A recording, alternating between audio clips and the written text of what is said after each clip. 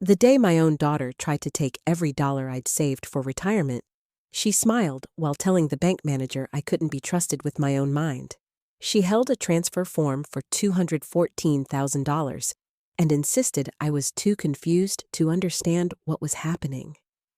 I was terrified, not because strangers doubted me, but because my own child was convincing them to. Then the security guard quietly stepped between us, glanced at the destination account, and whispered, "Ma'am, I've seen this company before. Please don't let them send your money." Before I tell you how I ended up in that chair, may I ask you something? If you believe growing older should never mean losing your dignity, please like this video and subscribe. And tell me in the comments, what would you have done if your own child had treated you that way? I'd also love to know where you're watching from and what time it is where you are. Maybe together we'll remind each other that none of us are ever truly alone. People often think a story like mine begins inside a bank. It doesn't. It begins in a quiet little house in Willow Creek, Ohio, where I spent 43 wonderful years with my husband, William Clark. If you had driven past our home on Maple Street, you probably wouldn't have looked twice. It wasn't the biggest house on the block. The paint wasn't always perfect. William kept saying he'd repaint the porch every spring, but somehow fishing trips or helping neighbors always came first. Still, to us, it was everything. William used to joke that our house wasn't built with lumber. It was built with overtime. He'd laugh. He wasn't wrong. My husband worked as an electrician for more than 35 years. He left home before sunrise almost every morning carrying the same old metal lunchbox. In winter, he came home with cracked hands from the cold. In summer, his work shirts were soaked with sweat before noon. I worked as the secretary at Willow Creek Elementary School. I loved that job. I watched children arrive as nervous kindergartners and leave years later as confident teenagers. Parents knew me by name. Teachers trusted me. Every Christmas, someone would leave homemade cookies on my desk. Neither of us ever earned a fortune, but we earned enough. Enough to pay every bill, enough to buy our little home, enough to never owe anyone a dollar. William had one rule: if we can't pay cash, we don't need it. Sometimes I thought he was too careful. When our friends bought shiny new SUVs, we kept driving our 15-year-old Ford Explorer. When couples our age booked expensive cruises, we spent weekends at nearby lakes with sandwiches packed in a cooler. When everyone upgraded their kitchens, William simply replaced cabinet handles himself. At the time, I wondered if we were missing out. Now I understand. We weren't missing life. We were buying peace. Little by little, paycheck after paycheck, our savings grew. Not because we were lucky, because we were disciplined. By the time we both retired, we'd saved a little over $200,000. To some people, that might not sound like much. To us, it represented every sacrifice we'd ever made. Every canceled vacation, every second job, every old car we drove a few more years. Every Christmas when we chose handmade gifts instead of expensive ones. William never called it our savings. He called it our freedom. One evening, only a few months before he died, we sat on the back porch watching the sunset. He reached over and squeezed my hand. "If something ever happens to me," he said quietly, "promise me one thing." I laughed. "You always make it sound like you're 90. He smiled. "Promise me." "I promise." "Don't let anyone pressure you into giving away your independence." I rolled my eyes. "Who would do that?" He became serious. "Sometimes strangers steal your wallet." He paused. "But sometimes family steals your confidence first." At the time, I thought he was worrying too much. I wish I had listened more carefully. 18 months later, William suffered a massive stroke. One minute, we were eating breakfast together. The next minute, I was riding in an ambulance praying harder than I had ever prayed before. The doctors tried. They really did. But after 3 days in intensive care, they told me there was nothing more they could do. I held his hand until it became still. No wife is ever ready for that moment. You think you are. You tell yourself you've prepared, but you're never prepared. The silence afterward is unbearable. The first morning alone was the hardest. I reached across the bed without thinking. His side was cold. I still made 2 cups of coffee. Halfway through pouring the second one, I realized what I was doing. I cried for almost an hour. Grief isn't loud every day. Sometimes it's small. Sometimes it's seeing an empty chair. Sometimes it's hearing your favorite song in the grocery store. Sometimes it's reaching for a phone to tell your husband something funny before remembering he isn't there anymore. Those little moments hurt the most. For weeks, I barely left the house. Neighbors checked on me. Friends invited me to church. But nothing filled the empty space William left behind. Then Melissa started visiting more often. At first, it felt like an answer to my prayers.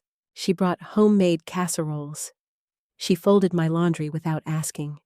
She picked up groceries. She drove me to doctor's appointments.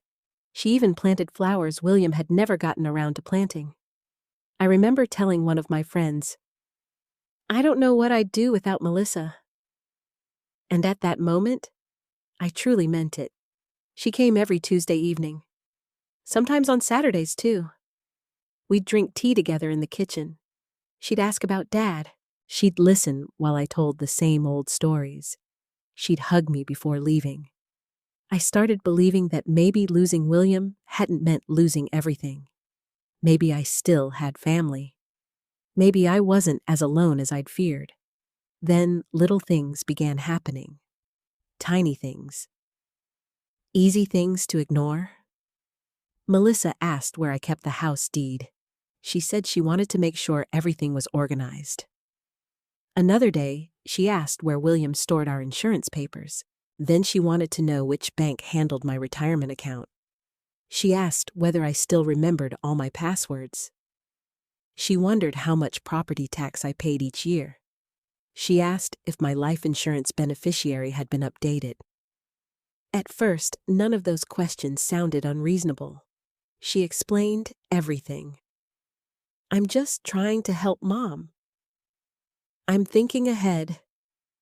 If something happened, I'd need to know." Every answer seemed practical. Every explanation sounded responsible. Whenever I hesitated, she smiled. "You don't have to worry about these things anymore. Let me help." Part of me felt relieved. After losing William, making financial decisions alone frightened me. He had always handled the investments. He balanced the checkbook every Sunday evening. He knew every account number by heart. Without him, I constantly worried I'd make a mistake. Melissa seemed so confident, so capable, so loving. Looking back now, I realized something painful. The first step wasn't taking my money. The first step was convincing me I needed someone else to protect it. One afternoon, while washing dishes together, she casually asked a question that stayed with me long after she'd gone home. "Mom, what would happen to the house if you ever had to move into assisted living?" I stopped drying a plate. "I don't know." "You've never thought about it?" "No." She nodded slowly. "I guess it's something we'll need to figure out someday." "Will." "Not you, not I. Will." It was only one word, but for some reason, that single word made me uncomfortable.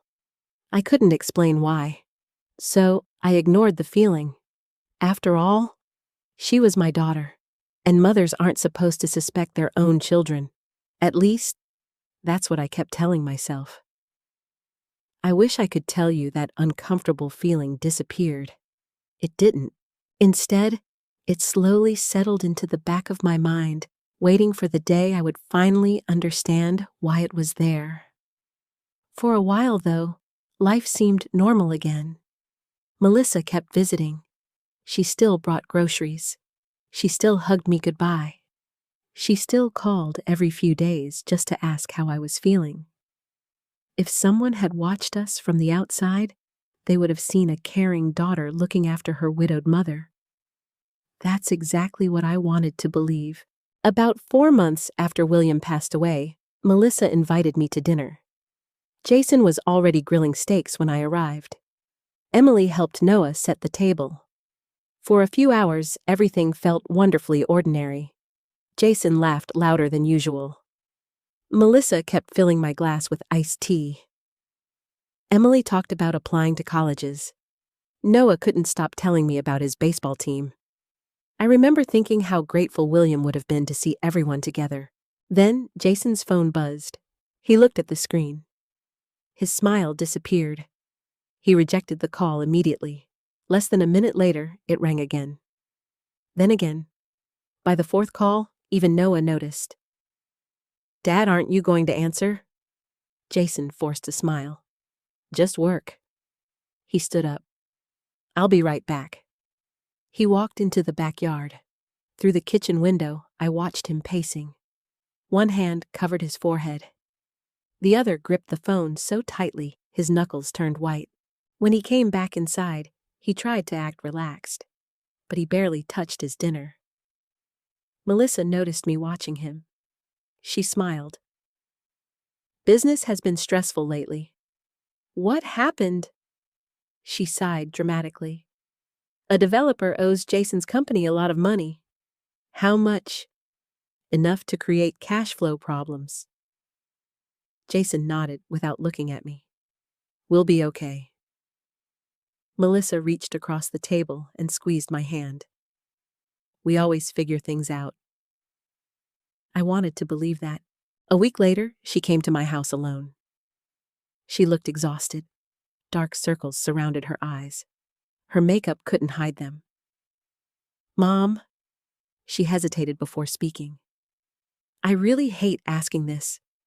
My stomach tightened. "What is it?" She looked down at her hands. "Jason's company is in trouble." "How bad?" "It's temporary." She answered too quickly. "One client delayed a payment." She explained that several contractors still needed to be paid. If they missed payroll, workers might quit.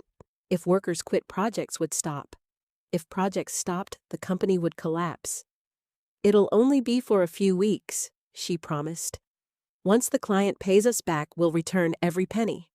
Then she finally asked, "Could you loan us $20,000? $20,000? Not $2,000. Not $5,000. $20,000. I felt my chest tighten. That wasn't a small favor. That was nearly 10% of everything William and I had saved. I looked toward William's old recliner. Even after all those months, I still imagined him sitting there, quietly listening, quietly thinking. Melissa noticed my hesitation. "I know it's a lot.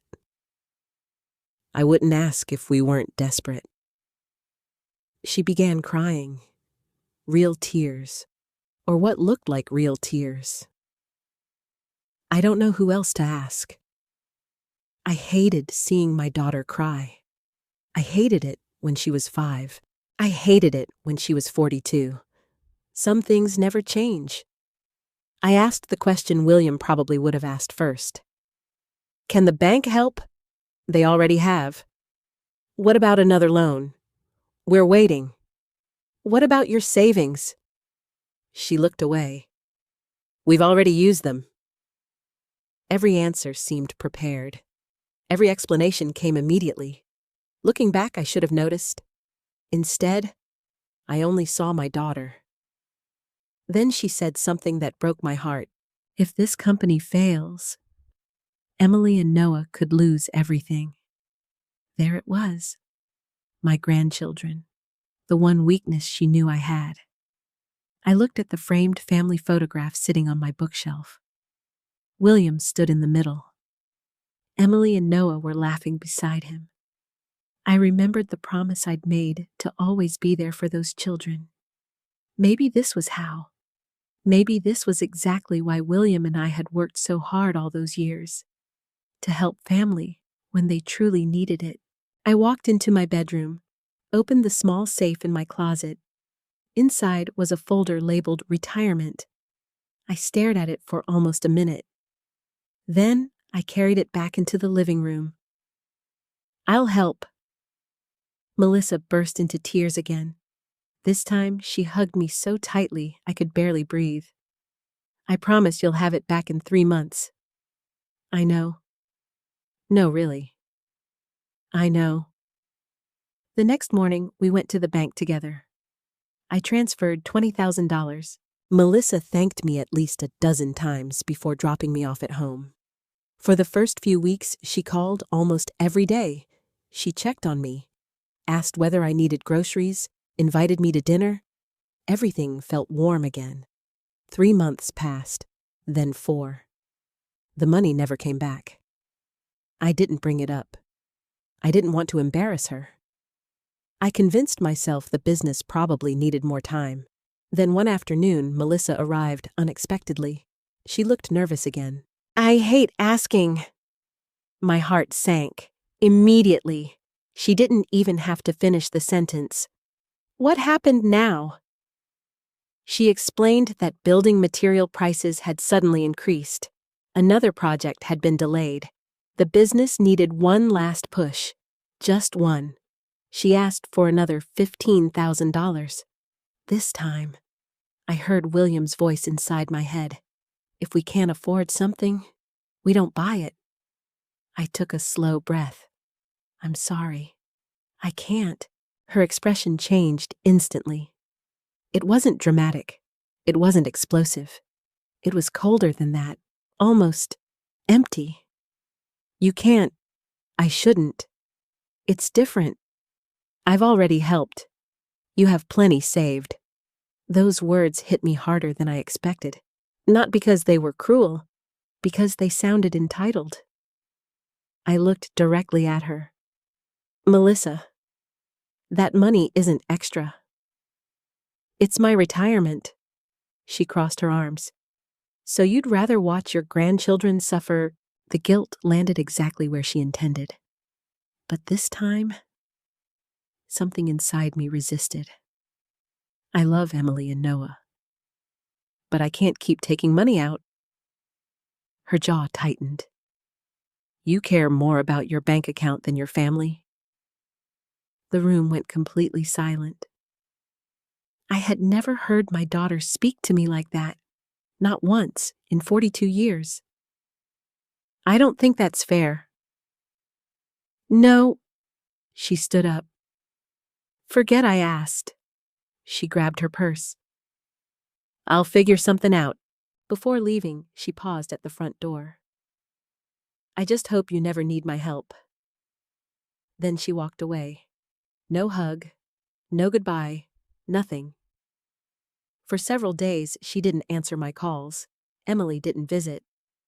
Noah stopped calling to tell me about baseball. The silence hurt more than I wanted to admit. I started wondering if I'd made a terrible mistake. Maybe I should have helped again. Maybe $15,000 wasn't worth losing my daughter. Then something strange happened. I went outside one morning to collect my mail. Usually my monthly bank statement arrived during the first week of every month. It wasn't there. I assumed it had been delayed. 2 days later, still nothing. I called the bank. The representative checked my account. Then she said something that made my stomach turn. "Mrs. Clark, I see your paper statements were recently changed." I frowned. "What do you mean? It looks like an additional email address was added for electronic statements." "I didn't add any email address." The woman became quiet. "Would you like me to remove it?" My hand started shaking. "Yes." "And could you tell me when it was added?" She gave me the exact date. I recognized it immediately. It was the same afternoon Melissa had borrowed my laptop. claiming she needed to print school forms for Noah. I thanked the representative, hung up the phone, and for the first time, I wondered whether losing $20,000 had never been the real goal. Maybe someone wanted to know exactly how much I still had left. I didn't sleep much that night. After the bank removed the unknown email address from my account, I kept replaying the conversation in my head. Melissa had borrowed my laptop. Melissa had been alone in my office. Melissa was the only person who knew my online banking password besides me. I wanted to believe there had to be another explanation. There had to be, because if there wasn't, then my own daughter had crossed a line I never imagined she would. The next morning, I changed every password I had. Banking, email, insurance, even the password on my laptop. It took me nearly 2 hours because I kept forgetting where I'd written everything down. When I finally finished, I felt silly. Maybe I was overreacting. Maybe Melissa had only wanted to help. That thought stayed with me for exactly 3 days. On Friday afternoon, my phone rang. It was Melissa. Her voice sounded cheerful again. "Hi, Mom." "Hi. I've been thinking." "So have I." She laughed softly. "I know things have been awkward. I don't want us fighting." "Neither did I. I'll stop by tonight. I made your favorite chicken soup." Part of me wanted to tell her not to come. Another part desperately wanted my daughter back. So I said yes. She arrived just before 6. She carried 2 containers of soup and a fresh loaf of bread from the bakery. For almost an hour, we talked about ordinary things. Emily's grades, Noah's baseball season, the weather. She acted as though our argument had never happened. Eventually, she reached across the table. "I'm sorry." Those 2 words lifted a weight off my shoulders. I shouldn't have said those things. I was scared. I know. I felt like everything was falling apart. She looked genuinely ashamed. "I never wanted to hurt you." I smiled. "I know you didn't." Looking back, that was exactly the sentence she needed me to say. Because the moment I believed she still had good intentions, I stopped paying attention. After dinner, she offered to wash the dishes. "You sit down. I'll take care of everything." I thanked her. While she cleaned the kitchen, I settled into William's old recliner with a cup of tea. For the first time in weeks, I felt hopeful. Maybe we really could move past this. Maybe grief had simply made both of us emotional. After about 15 minutes, I realized the kitchen had gone strangely quiet. No running water, no dishes clinking, nothing. I called out, "Melissa." No answer. I stood up. The kitchen was empty. For a second, I thought she'd stepped outside to answer her phone. Then I heard a drawer slide open. Not in the kitchen, in William's office. My heart skipped.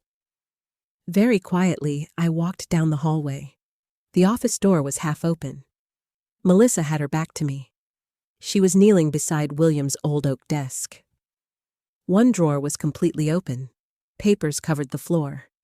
She was flipping through folders as fast as she could. I stood there for several seconds before speaking. "What are you doing?" She jumped so hard she nearly dropped everything. "Oh, you scared me." I looked down. One folder lay open. Across the top, I could clearly read the words, "Last Will and Testament." I looked back at her.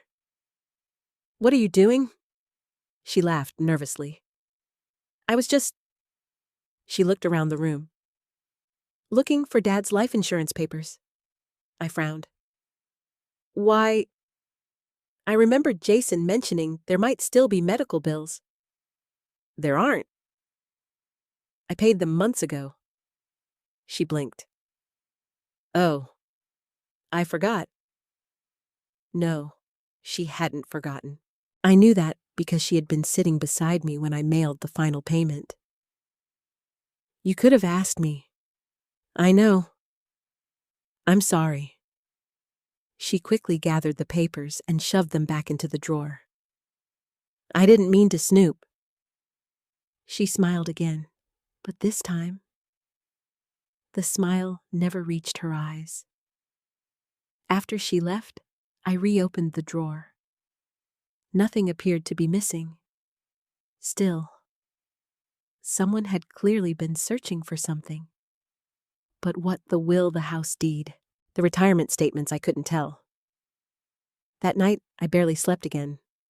The next morning, I called Melissa. I forgot to ask yesterday. What exactly were you looking for? There was a brief pause. Then she answered. I already told you. The insurance papers. Something about her voice felt different. Not nervous, prepared, as if she'd practiced that answer. I decided not to argue. Instead, I changed the subject. A few days later, Melissa invited me to lunch. Halfway through the meal, she looked at me carefully. Mom. What? I've noticed something. My stomach tightened again. What is it? You've seemed forgetful lately.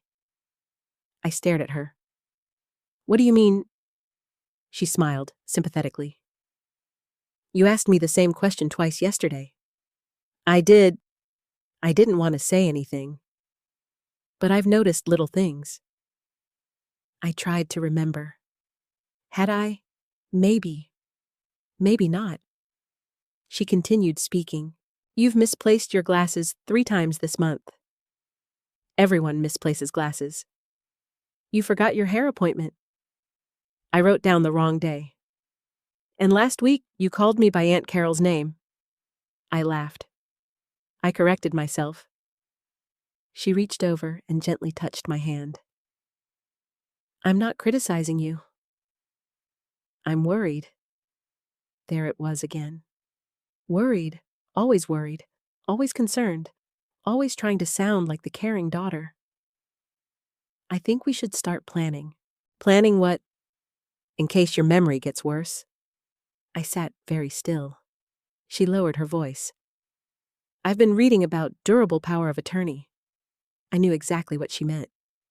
If you signed one, I could handle things if you ever became unable to. I looked directly into her eyes. No. She blinked. What? I said no. You haven't even heard me out. I know what a power of attorney is. It's just a precaution. No. She sighed loudly. Mom, I'm trying to protect you. I can protect myself. Her expression changed, not into anger, into disappointment. You don't trust me? It isn't about trust. It feels like it is. People at nearby tables began looking toward us. She lowered her head. I've been helping you for over a year.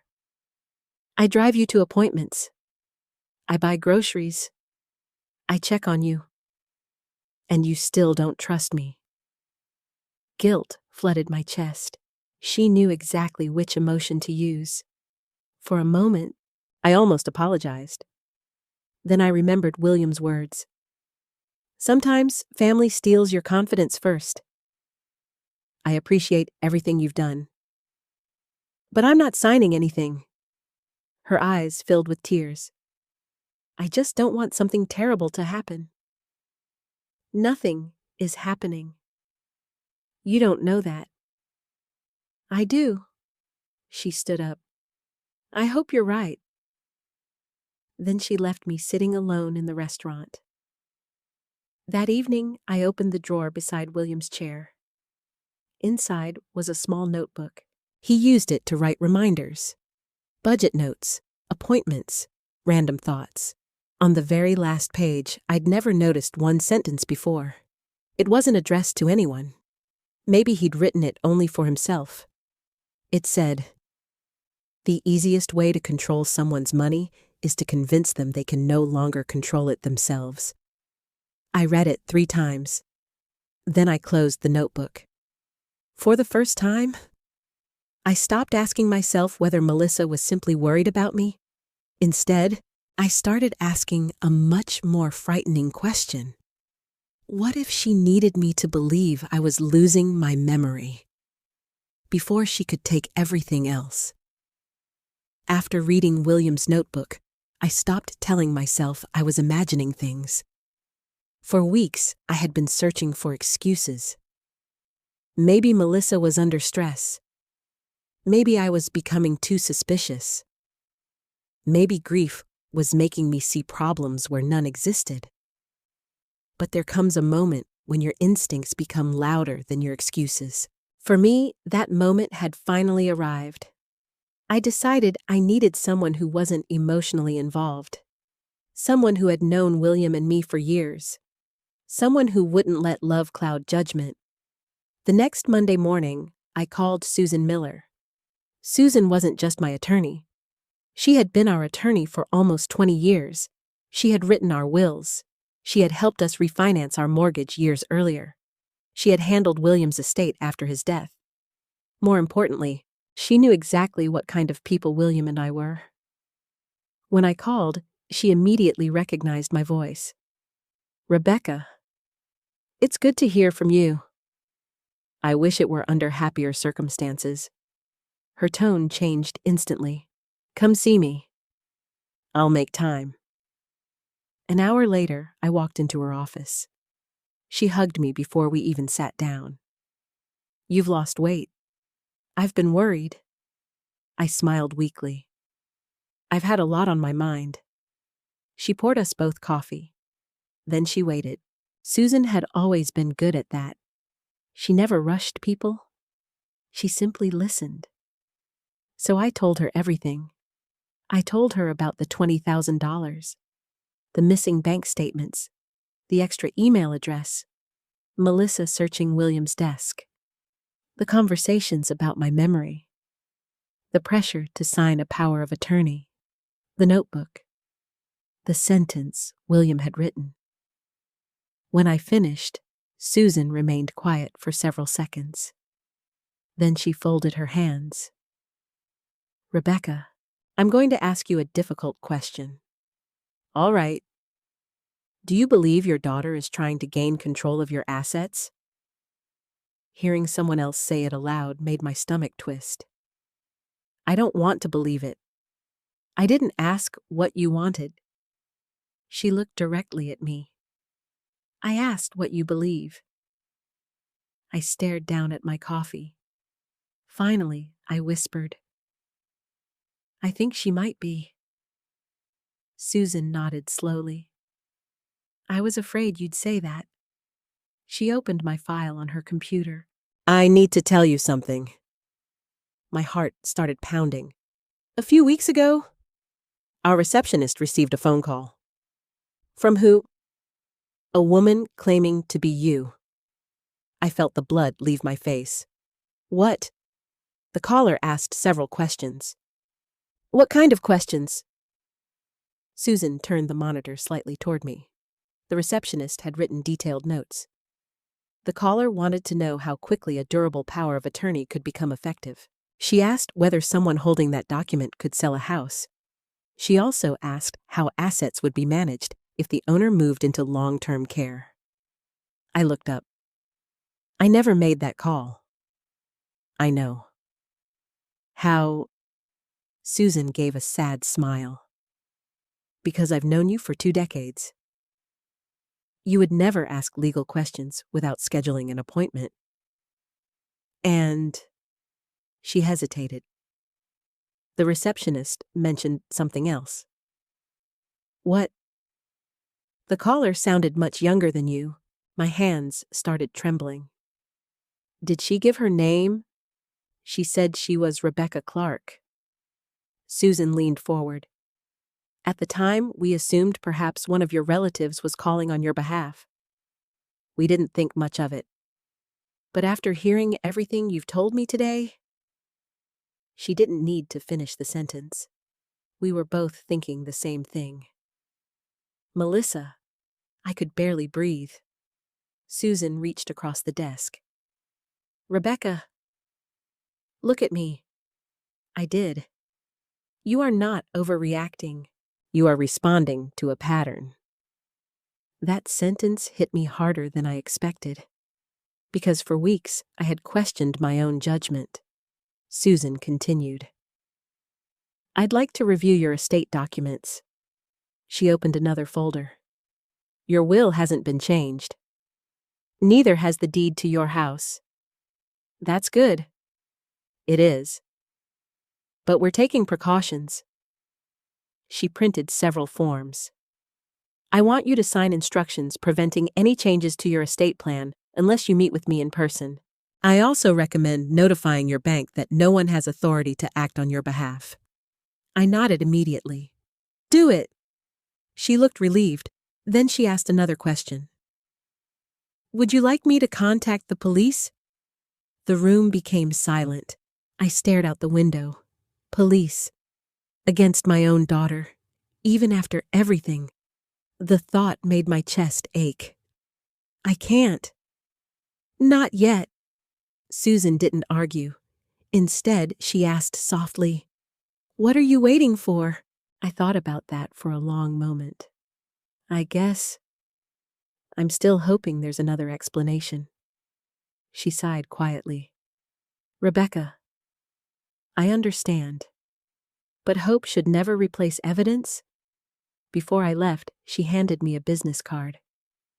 If anything else happens, call me immediately. No matter what time it is. I promise. Driving home, I felt emotionally exhausted. Everything Susan had said made sense, yet my heart kept resisting. Mothers don't want to believe their children are capable of betrayal, especially not children they've loved their entire lives. When I pulled into my driveway, I noticed something unusual. The side gate stood slightly open. I was certain I had locked it that morning. Maybe the wind. That's what I told myself. Inside the house, everything looked normal. Nothing appeared missing. Still, something felt different. I walked through each room carefully. Living room, kitchen, bedroom, nothing. Then I remembered the spare house key. William had always hidden one. Not under a flower pot, not above the door. He thought those places were too obvious. Instead, he had built a tiny magnetic box beneath a metal shelf inside the garage. Only 3 people knew about it. William, me, Melissa.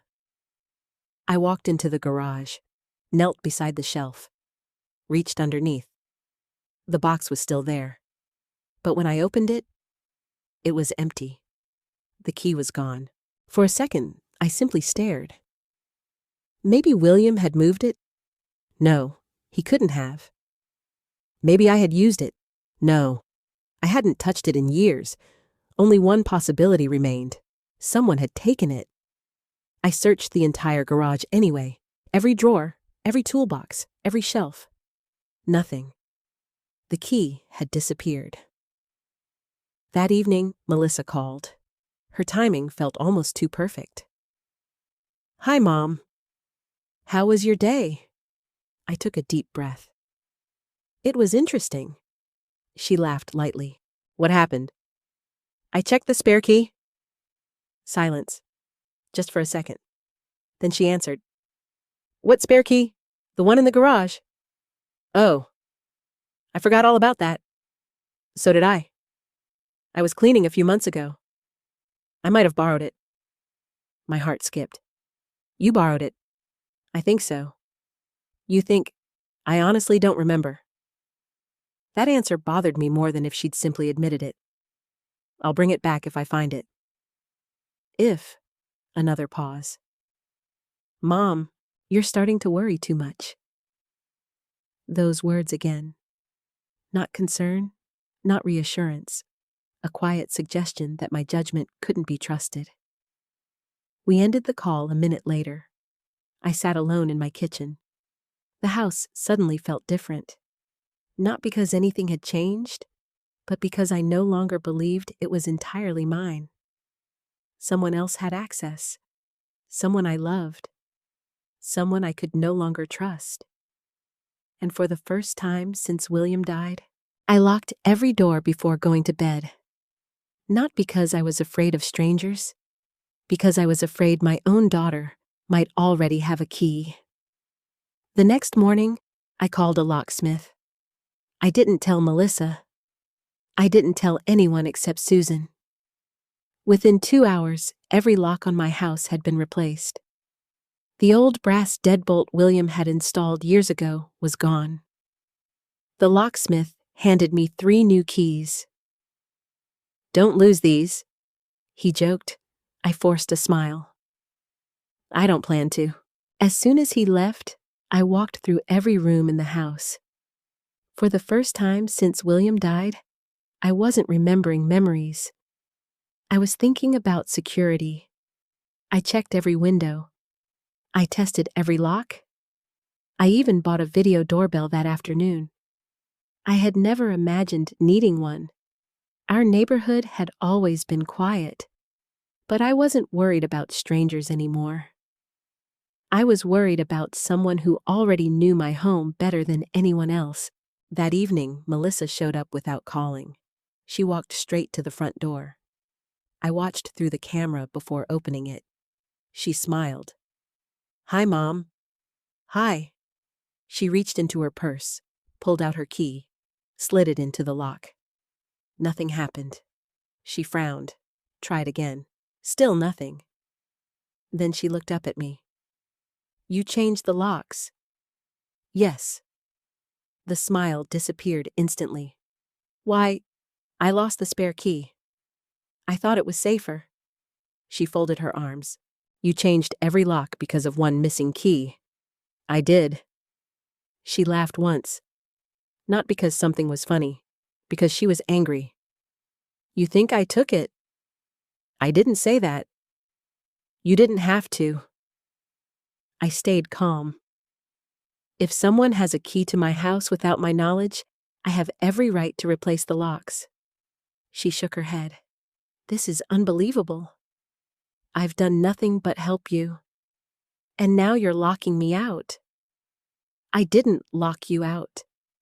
I simply changed the locks. Those aren't the same thing. They feel the same." She walked past me into the living room without waiting for permission. That bothered me more than I expected. She still behaved as though my house belonged to both of us. She looked around the room. Then she noticed the small camera attached beside the front door. "You installed cameras too." "Just one. For my own peace of mind." She stared at me. "Mom? Who is putting these ideas into your head?" "No one." "Susan?" "No. I've made my own decisions." She sighed dramatically. "This isn't like you." "No. It isn't." The words surprised even me, because they were true. The old Rebecca would have apologized. The new Rebecca simply stood her ground. Melissa softened her voice. "I know you're grieving. I know you've been lonely. But you're becoming paranoid." That word stayed with me. Paranoid. Not cautious. Not careful. Paranoid. She wanted me to question myself again. This time, it didn't work. "I don't think protecting my home is paranoia." Before she could answer, my phone rang. It was Jason. That surprised me. He almost never called directly. I answered. "Hello? Rebecca?" His voice sounded unusually calm. "I heard you changed the locks." News traveled fast. "I did. I think Melissa misunderstood." There wasn't any misunderstanding. He chuckled quietly. "You know how emotional she gets." "I do. I'm calling because I'm worried." There it was again. Worried. Everyone seemed worried about me lately. "I appreciate that. Rebecca?" He paused. "Have you thought about what would happen if you fell in the house?" I almost laughed. "No." "What if nobody found you for days? I have neighbors. What if you forgot to call someone? There it was. Forgot. Everything kept coming back to my memory. He continued. I'm only saying this because I care. Maybe it's time to consider having someone help manage things. I already do. Who? Myself. Silence. Then he changed directions. Melissa mentioned you've been forgetting appointments. I've missed one appointment and misplaced your glasses. I found them. That's not the point. No, it isn't. The point is that both of you keep talking about my memory. Neither of them answered. Instead, Jason spoke carefully. We just don't want anything bad to happen. After we ended the call, I sat quietly for several minutes. Something suddenly became clear. Neither Melissa nor Jason had ever once asked how I felt. They never asked whether I was sleeping, whether I was eating, whether I was lonely. Every conversation eventually returned to one subject: whether I could still manage my own life. That realization frightened me. The following week, Melissa called again. I made an appointment. For what? With Dr. Karen Patel. My doctor? Yes. I think it would make everyone feel better. Everyone, again. I already have an appointment next month. This one's sooner? I don't need it sooner. She became quiet. Mom, please. If only to prove me wrong. I almost refused. Then another thought crossed my mind. Maybe this was exactly what I needed. If my own doctor confirmed I was perfectly capable, Melissa would finally have to stop. Fine. I'll go. The appointment was 3 days later. Dr. Patel greeted me with her usual warm smile. It's good to see you, Rebecca. You too. After checking my blood pressure and reviewing my medications, she looked at me carefully. So, what brings you in today? I told her everything. Not just the appointment, everything. Melissa's concerns, the conversations, the pressure, the questions about power of attorney. Dr. Patel listened without interrupting. Then she said something I hadn't expected. I'd like to perform a cognitive assessment. I was hoping you would. For nearly 40 minutes, she asked questions. What day was it? Who was the current president? Could I remember 5 words after several minutes? Could I draw a clock? Count backward? Solve simple math problems. Explain common situations. None of the questions felt difficult. When we finished, she smiled. Rebecca, you're doing remarkably well. I let out a breath I hadn't realized I was holding. So, I'm not losing my mind. She actually laughed. Absolutely not. You show no signs of dementia. No signs of significant cognitive impairment. No concerns about your ability to make financial decisions. Hearing those words nearly made me cry. Not because I doubted myself, because someone finally confirmed what I already knew. Dr. Patel printed her evaluation. Then she stopped. I'll have my assistant prepare the official signed copy this afternoon. Perfect. I thanked her and went home feeling lighter than I had in months. The next morning, my phone rang again. This time, it was Dr. Patel herself. Rebecca, I wanted you to know something. What happened? We received a phone call. My heart immediately sank. From who? A woman identifying herself as your daughter. I closed my eyes. What did she want? She asked if we could send her a copy of your evaluation. And we refused. Relief flooded through me. She isn't authorized. Exactly. Dr. Patel's voice became more serious. Rebecca? Is everything all right? I thought for a long moment. Then I answered honestly. I don't think it is anymore. 2 days later, I drove with Melissa to pick up Noah after baseball practice. She ran inside the school because he had forgotten his equipment bag. I stayed in the passenger seat. Her purse lay on the center console. I wasn't looking through her belongings. I was simply waiting. Then something caught my eye. A colorful brochure sticking halfway out of the side pocket. Across the front were the words, Sunny Meadows Memory Care. My stomach tightened. Without touching anything else, I gently pulled the brochure out, just enough to read the handwritten note clipped to the front. 3 short lines, written in blue ink.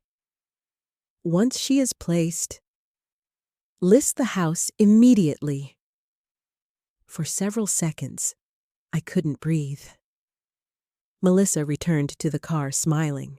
She had no idea I had already seen enough to understand one terrifying truth. They weren't waiting for me to become incapable. They were already planning what to do after convincing everyone that I was. I waited until Noah was safely inside the car before saying anything. Melissa started the engine. She talked about traffic. She complained about the school secretary. She asked Noah whether he had finished his homework. I barely heard her. All I could see was that brochure, Sunny Meadows Memory Care, and the handwritten words attached to it. Once she is placed, list the house immediately. Melissa drove me home as if nothing had happened. When we reached my driveway, I turned toward Noah. Would you give your grandmother a hug? He smiled and wrapped his arms around me. For one brief moment, I wanted to pretend everything was normal. Then I looked at my daughter. We need to talk. Melissa glanced at Noah. Not now. Tomorrow. No, my voice came out firmer than I expected. Now.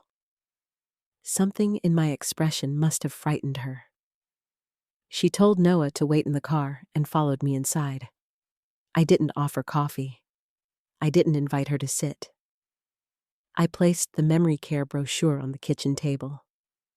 Her face changed immediately, only for a second, but I saw it. Where did you get that? It was in your car. You went through my things? It was sticking out of the door pocket. That doesn't give you the right to read it. I stared at her. You're worried about my privacy. She crossed her arms. It's just a brochure. Then explain the note. She looked down. For the first time, she seemed to notice the handwritten message. Once she is placed, list the house immediately. Melissa exhaled sharply. Jason wrote that. Why? He was researching future options. For whom? For you. My chest tightened. I have no memory problems. I know. Dr. Patel said I'm completely capable. Today, the word landed like a slap. What does that mean? It means no one knows what could happen next year. Or next month. I stepped closer. And if something happens, you plan to put me in a facility and sell my house? That isn't what this says.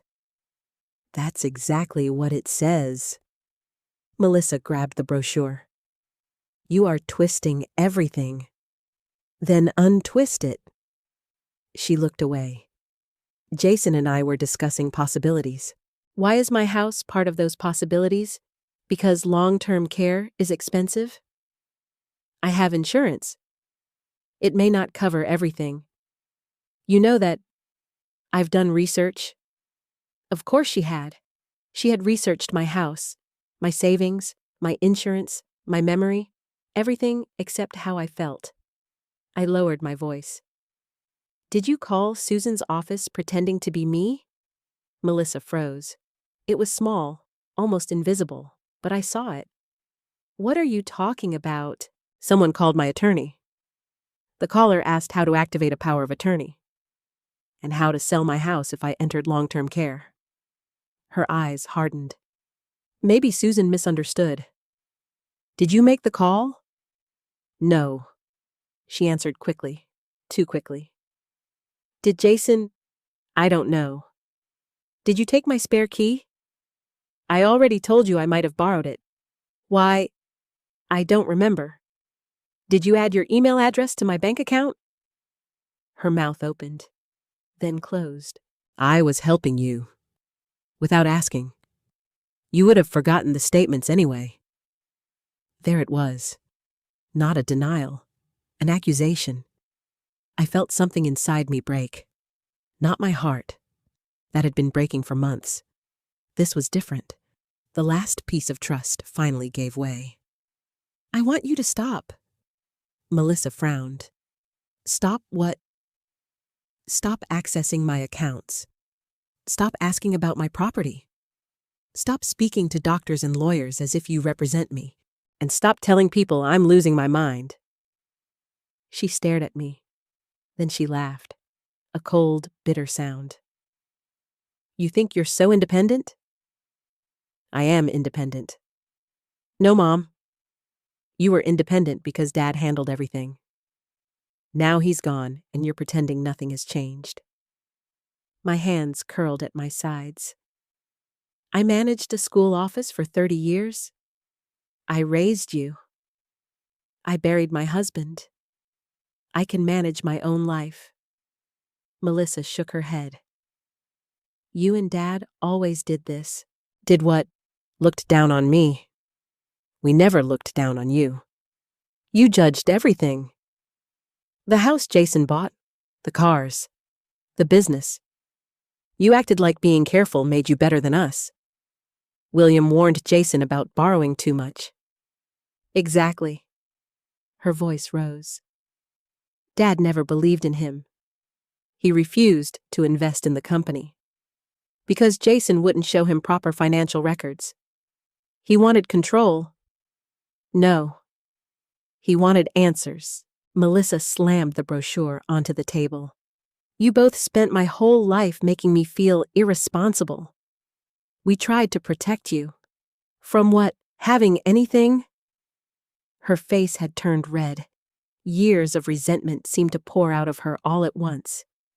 You sat on all that money while we struggled. You made us beg. You let your grandchildren live with the fear of losing their home. I gave you $20,000. And you still have hundreds of thousands. That money is for my retirement. She gave me a long, stunned look. Then she said the sentence I will never forget. It will all be mine someday anyway. The room went silent. I stared at her. She didn't apologize. She didn't take it back. Instead, she continued, I'm your only child. Who else are you leaving it to? That isn't the point. It is exactly the point. You act like we're stealing from you. We're trying to use family money to save the family. It isn't family money. It's mine. Her face tightened. You don't need all of it. I could hardly recognize the woman standing before me. I remembered holding her as a baby, teaching her to read, sitting beside her through fevers and heartbreaks. I had spent my life thinking love meant giving. But Melissa had begun treating every gift as proof that she deserved more. I pointed toward the door. You need to leave. She blinked. What? Leave my house? Mom, now! She grabbed her purse. Then she turned back. Don't call me when you fall. Don't call me when you're sick. And don't expect me to keep sacrificing my life for someone who doesn't trust me. I opened the door. I never asked you to sacrifice your life. She walked past me. Before stepping outside, she looked over her shoulder. You're going to regret this when no one is left to take care of you. Then she left. I locked the door behind her. My knees weakened.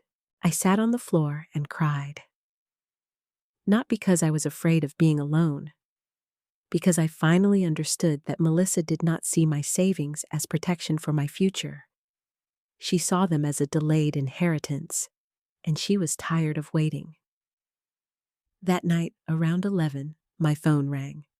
The screen showed an unfamiliar number. I nearly ignored it. Then I answered. Hello. For several seconds, no one spoke. Then I heard a whisper. Grandma. It was Emily. Sweetheart, what's wrong? Please don't tell Mom I called. I sat upright. I won't. Her breathing sounded uneven. Mom and Dad have been fighting. About what? Your bank account. My skin turned cold. She continued quickly. Dad says he needs money before the end of the month. Mom keeps saying she'll handle you. Handle me. Not help me. Not speak with me. Handle me. Emily, are you safe? Right now. What does that mean? Men have been coming to the house? They wait outside. One of them yelled at Dad yesterday. What did he want? Money.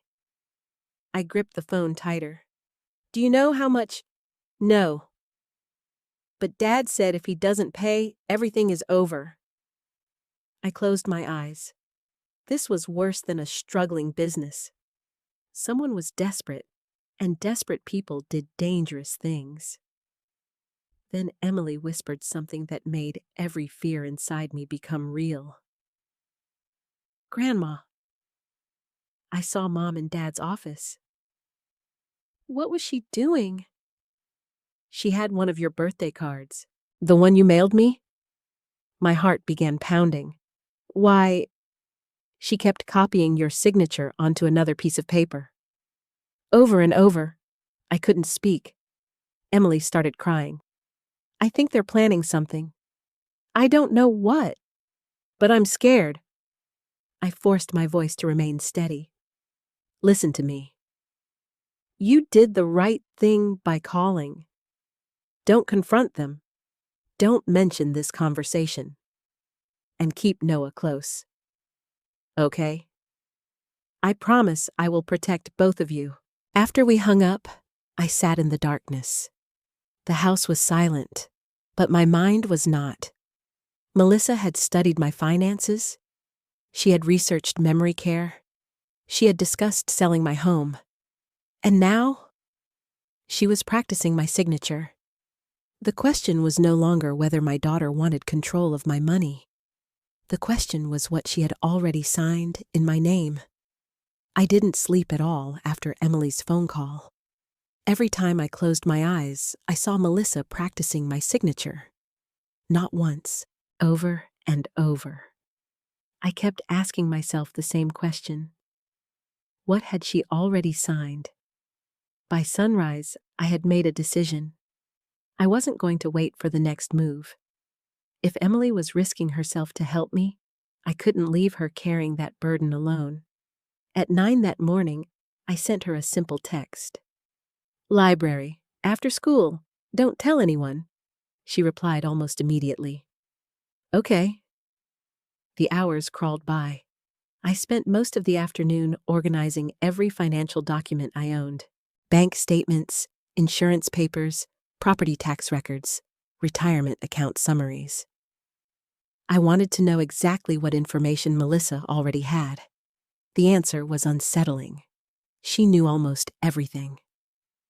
Just after 4 o'clock, I drove to the Willow Creek Public Library. Emily was already there. She wore a hoodie with the hood pulled low, even though it was warm outside. She looked over her shoulder twice before walking toward my table.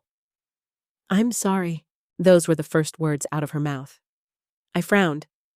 For what? For spying on my parents. I reached across the table and took her hand. No. You're trying to protect people. That's different. Her eyes filled with tears. I hate lying. I know. But I'm scared. So am I. She took a deep breath. Then she pulled out her phone. I found these. She unlocked it, opened a hidden photo album. There are 43 pictures. My stomach tightened. She handed me the phone. The first image made my heart stop. It was a power of attorney. My name appeared at the top. Rebecca Ann Clark. The document gave Melissa complete authority over my finances, my retirement accounts, my checking account, my house, everything. I looked at the signature. At first glance, it looked like mine, but it wasn't. The letters were too careful, too slow. Someone had copied my handwriting, exactly as Emily had described. I kept scrolling. The second photo showed a notary stamp. The third showed witness signatures. The fourth showed a property valuation report. Then came something even worse. A draft listing agreement. My address, my house, asking price, estimated closing costs, expected listing date. I stared at it in disbelief. My home wasn't just an idea anymore. Someone had already prepared to sell it. Emily whispered, "I found those in Dad's office." I nodded silently. Then I opened the next image. Loan applications, several of them. Each one listed my social security number, my income, my retirement savings, my date of birth. One application had been denied. Another had been marked pending review. I looked up. "Do your parents know you copied these?" She shook her head immediately. "No." I waited until they left. "There was so much." She kept talking. "They've been hiding papers everywhere. Boxes. Folders. Even inside old paint cans in the garage." My chest tightened. "Emily, why didn't you tell me sooner?" She looked down. "I kept hoping they'd stop." "So did I." Neither of us smiled. She opened another folder on her phone. "This is different." The pictures showed spreadsheets, customer names, addresses, amounts owed, late payment notices. Some lines were highlighted in red. I recognized Jason's company logo at the top. Grant Premier Renovations. Emily pointed to several entries. "Dad keeps saying these people won't wait." "What people?" "Customers. They already paid.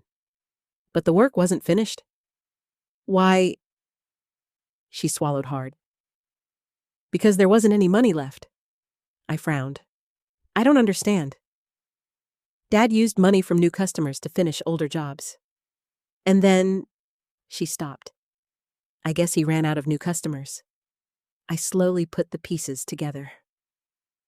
It wasn't simply a struggling business. It was collapsing under its own lies. Money from one project had been covering another, until there was nothing left to cover. Emily nodded. I heard them talking. They owe contractors. They owe suppliers. They even owe friends. And now, she looked directly at me. They think your money fixes everything. The words hung in the air. For several seconds, neither of us spoke. Then she opened one final photograph. A page filled with names. Most meant nothing to me, until I noticed a heading, Potential Family Resources. My name was first. Underneath it were notes. Widowed, owns home outright. Retirement savings approximately $214,000. Emotionally vulnerable after husband's death. I felt physically sick. There were more names below mine. An elderly uncle of one of Jason's employees. A retired teacher connected to another contractor. A 74-year-old widow who lived alone. Every name included estimated assets. Every note described whether the person lived independently, whether they had children, whether they trusted family. I stared at the list. This isn't about me. Emily shook her head. I don't think it ever was. I realized she was right. Melissa and Jason hadn't simply targeted my savings. They had developed a system, a terrible one. Emily reached into her backpack. I brought something else. She handed me a folded notebook page. It contained handwritten numbers. Dad made this yesterday. What is it? I think. She hesitated. I think it's the amount they owe. The total at the bottom was nearly $300,000. Far more than my retirement account. Even if Melissa stole every dollar I had, it wouldn't solve everything. It would only delay the collapse. I suddenly understood why the men outside their house looked so angry. They weren't waiting for a late payment. They were waiting for money that no longer existed. Emily lowered her voice. Grandma, are you going to call the police? The question broke my heart. I don't know. If you do, my parents will go to jail. She started crying. And Noah, he loves them. I know. I don't want him to lose them. I moved my chair beside hers, wrapped my arms around her. I need you to hear me. She nodded. I love your mother. I always will. But loving someone doesn't mean helping them hide a crime. She buried her face against my shoulder. I don't want my family to disappear. It already is. Those words hurt both of us. I continued softly. The only chance any of us have is if the truth comes out. She cried for several more minutes. Finally, she wiped her eyes. I'll help. Only if you're safe. I can be careful. I looked at her seriously. If anything feels dangerous, you leave. No papers. No pictures. No conversations. Nothing is more important than you.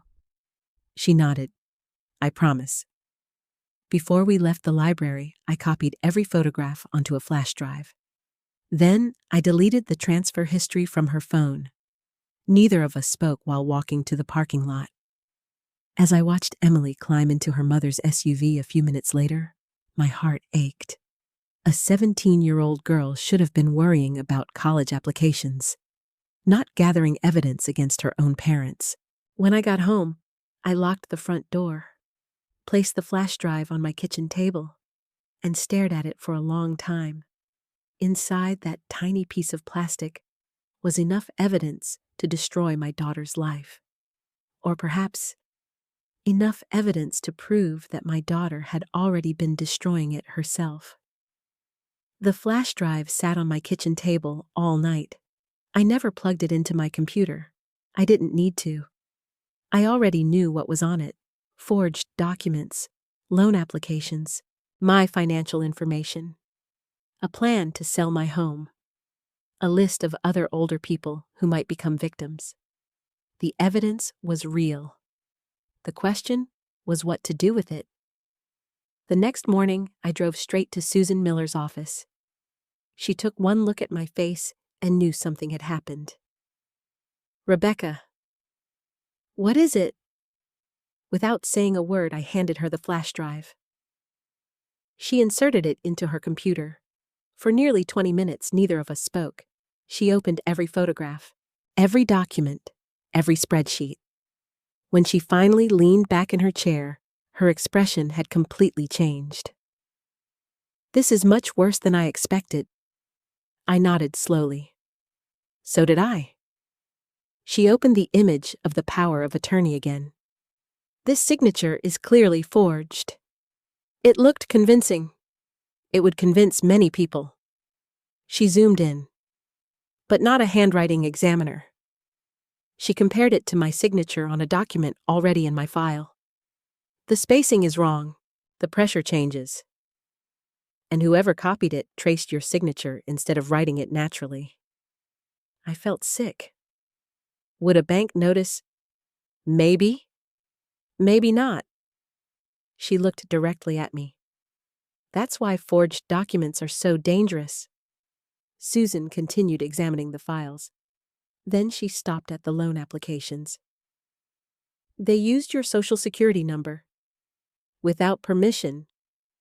She clicked another image.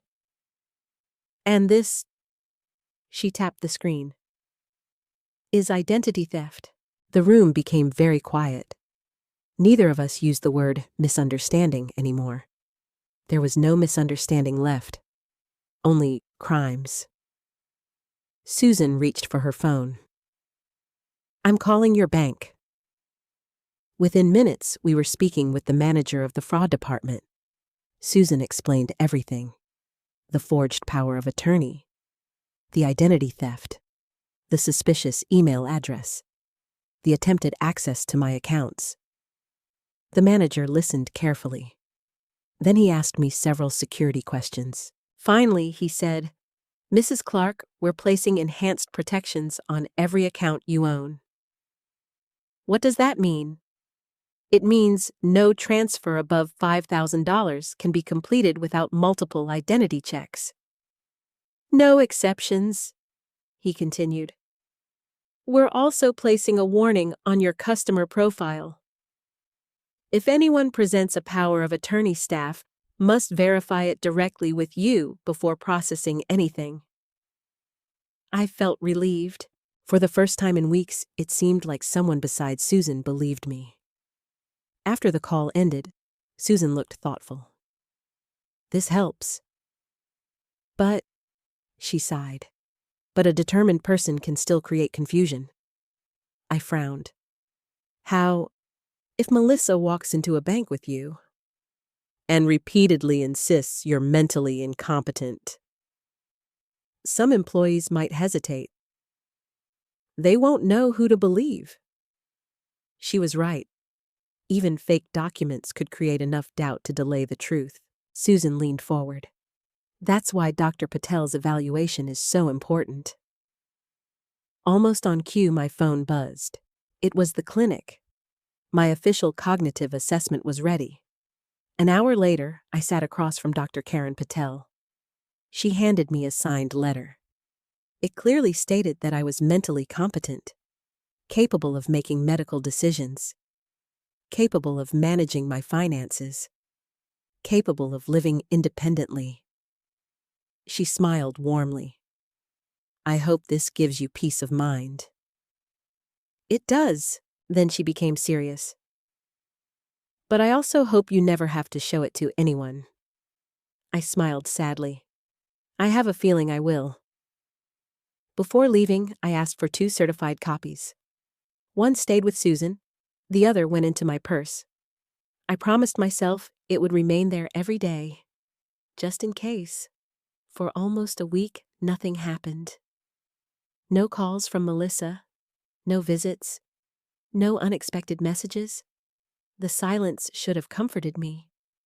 Instead, it made me nervous. Melissa had never stayed quiet for long. Then one rainy Thursday afternoon, my doorbell rang. I opened the door. Melissa stood there. The moment I saw her face, I knew something was different. Her eyes were swollen. Mascara had run down her cheeks. She looked exhausted. "Mom." Before I could answer, she burst into tears. Real tears, not careful ones, not controlled ones.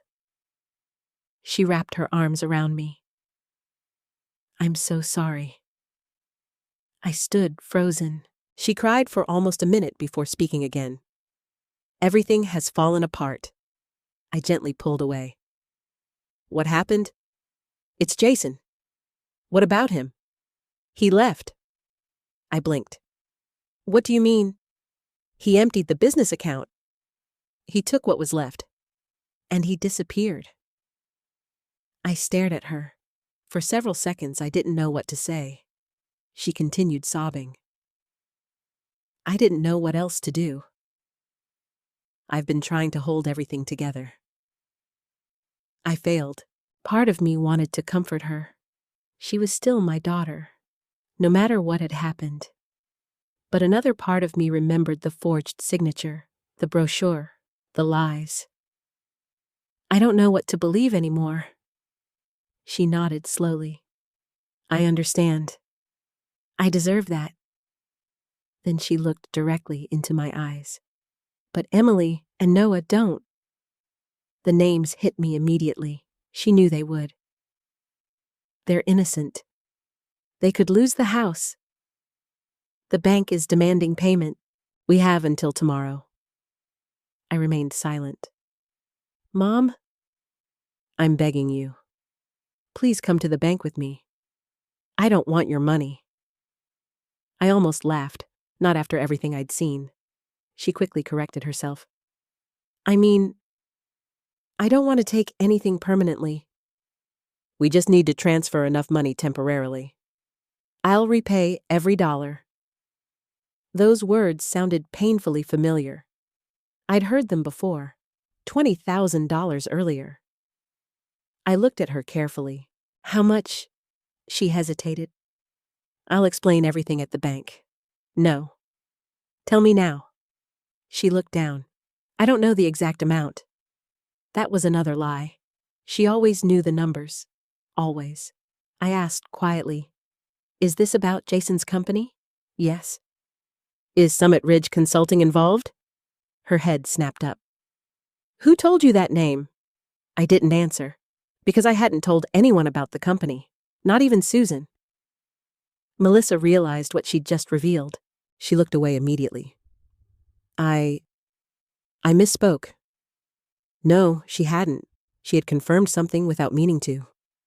The company already existed. It wasn't something she had invented later. She wiped her eyes. "Please. For Emily. For Noah." I closed my eyes. If I refused, would the children suffer? If I agreed, would I be walking into exactly the trap Susan warned me about? I opened my eyes again. "I'll go with you." Relief flooded her face. "Thank you." "But," she stopped smiling, "I'm not agreeing to transfer anything. I'm only agreeing to listen." She nodded too quickly. "Of course. We'll just talk." I knew she wasn't telling the truth. She knew I didn't believe her. Yet somehow, we both climbed into her car the next morning. As she drove toward the bank, I quietly slipped Dr. Patel's competency letter into the front pocket of my purse. Then, I sent one short text message to Susan. "Going to First National Bank with Melissa. Something feels wrong." Susan replied almost immediately. "Be careful. Call if anything changes." I looked out the passenger window. Rain rolled across the glass. Melissa gripped the steering wheel so tightly that her fingers turned white. She wasn't driving like a daughter taking her mother to the bank. She was driving like someone racing toward a deadline. And deep inside, I knew the next hour would change everything. The rain was still falling when Melissa pulled into the parking lot of First National Bank. Neither of us spoke during the drive. The windshield wipers moved back and forth in perfect rhythm. I kept one hand resting on my purse. Inside was Dr. Patel's letter. I touched it every few minutes. Not because I planned to use it, because it reminded me of one simple truth. I knew exactly who I was. Melissa parked near the entrance. She turned toward me. "Mom?" "What? Please, let me do most of the talking." I looked at her. "Why? Because this is complicated." "No, it isn't. It's about my money. I'll do my own talking." Her jaw tightened. She forced a smile. "Of course." But I could already tell she didn't like my answer. We walked into the bank together. The familiar smell of polished floors and fresh coffee greeted us. I'd banked there for nearly 30 years. The tellers knew my name. One of them waved. "Good morning, Mrs. Clark." I smiled politely. "Good morning."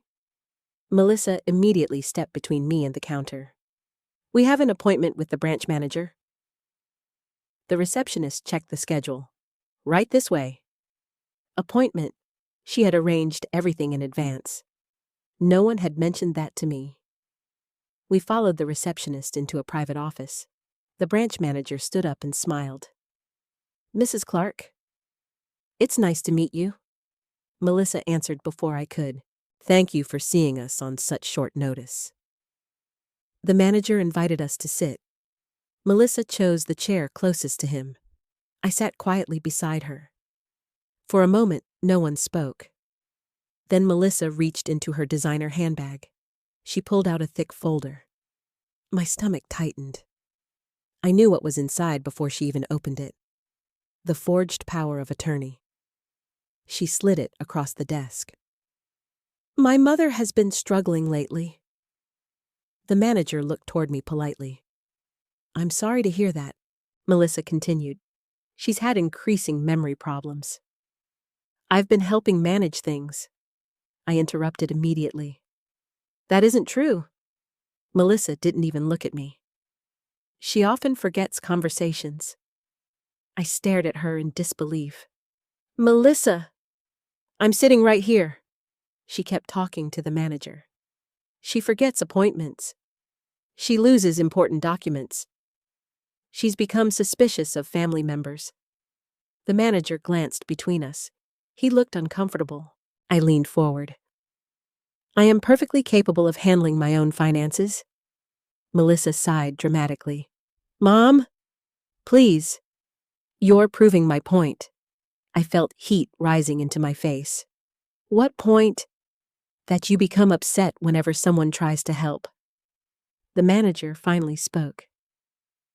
"Mrs. Clark, would you like to explain why you're here today?" Before I could answer, Melissa spoke again. "We need to transfer funds." "What kind of transfer?" "A business transfer, to prevent foreclosure." I turned toward her. "You told me we were discussing options." "We are." "This is the option." She pushed another document across the desk. A completed wire transfer form. Amount $214,000. Every dollar in my retirement account. My heart stopped. "What is this?" "It's temporary." "No, it isn't." She pointed at the form. "We'll move the money. Once Jason recovers the business, everything comes back." I looked at the amount again. That wasn't temporary. That was everything. I turned to the manager. "I am not authorizing this." Melissa spoke over me. "My mother doesn't understand." "I understand perfectly. She gets confused." "I do not." The manager picked up the power of attorney. He studied the notary stamp, the signatures, the witness lines. It looked convincing, exactly as Susan had warned. "I'm sorry, Mrs. Clark." He looked uncertain. "But this document appears valid." I reached into my purse. "I never signed that." Melissa grabbed my wrist. "Mom, please stop."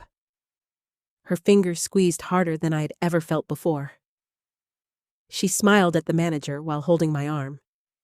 "This happens." She becomes frightened. I pulled my hand away. "Do not touch me." Several people outside the office turned to look. The manager shifted nervously. "I think everyone should remain calm." Melissa nodded sympathetically. "Exactly. My mother has been very emotional since my father's death." There it was. Every painful moment of my grief, now being used against me. She imagines people are stealing from her. She changed the locks. Installed security cameras. Accused me of taking her spare key. Every true event suddenly sounded irrational when Melissa arranged them that way. The manager looked uncertain again. I could almost see the doubt forming in his mind. Melissa noticed it too. She pressed harder. "She even thinks I forged documents." I know that sounds ridiculous. "No," I said quietly. "It sounds true." She ignored me. "We've been trying to protect her. Instead, she believes everyone is against her." The manager sighed. "This is obviously a difficult family situation." Melissa quickly nodded. "It really is." Then she pointed to the transfer form. "If we don't complete this today, my children lose their home." The manager looked at me. "Mrs. Clark." I spoke slowly. "I have never heard of the company receiving this money." He looked down. The destination account read Summit Ridge Consulting. "What is Summit Ridge Consulting?" Melissa answered immediately. "A financial consulting firm?" "They're restructuring Jason's debts." I looked at her. "You never mentioned them before." "There wasn't time." There seems to be plenty of time now. She glared at me. Mom. Please. I folded my hands together. No. That single word changed everything. Melissa's calm expression disappeared. She leaned closer. Her voice dropped so only I could hear. If you don't sign, Emily and Noah lose everything. I whispered back. You've already used them once. I'm not letting you use them again. She straightened immediately. Then she looked at the manager. You see, she doesn't understand consequences. Before I could answer, another voice interrupted. Excuse me. A tall man in a dark security uniform stood at the office door. His name badge read David Brooks. I need to interrupt for just a moment. The manager looked surprised. Is something wrong? David kept his eyes on me. Routine security verification? Melissa frowned. We're in the middle of a meeting. It'll only take a minute. No. She answered too quickly. We're fine. David didn't move. Instead, he calmly looked at me. Ma'am, would you mind stepping outside with me for a moment? Melissa immediately answered. She doesn't need to. David finally turned toward her. I wasn't asking you. The room became very quiet. Melissa stood abruptly. My mother isn't leaving. David remained perfectly calm. Mrs. Clark? He looked directly into my eyes. Would you like to come with me? For the first time since entering the bank, someone had asked what I wanted. I stood up. Yes. Melissa grabbed my arm again. Mom! No. I pulled free. David gently guided me into a nearby office. He closed the door behind us. Are you all right? I nodded slowly. No. I'm not. Without saying another word, I reached into my purse. I handed him Dr. Patel's evaluation. He read the first page. Then he looked back at me. You've been declared fully competent. Yes.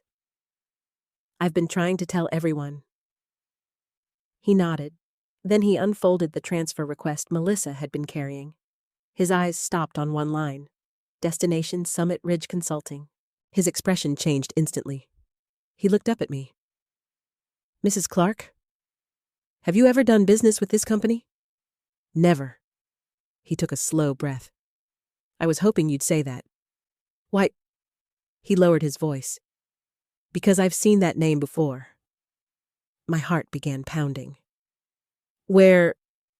He looked toward the closed office door, then back at me. It came up during one of our fraud training sessions. This account has already been linked to suspicious transfers involving elderly customers. Every sound around me disappeared. The rain outside, the voices in the lobby, the ringing telephones. All I could hear was one sentence. I wasn't the first person. And unless someone stopped Melissa, I probably wouldn't have been the last. I stared at David Brooks. You've seen that company before?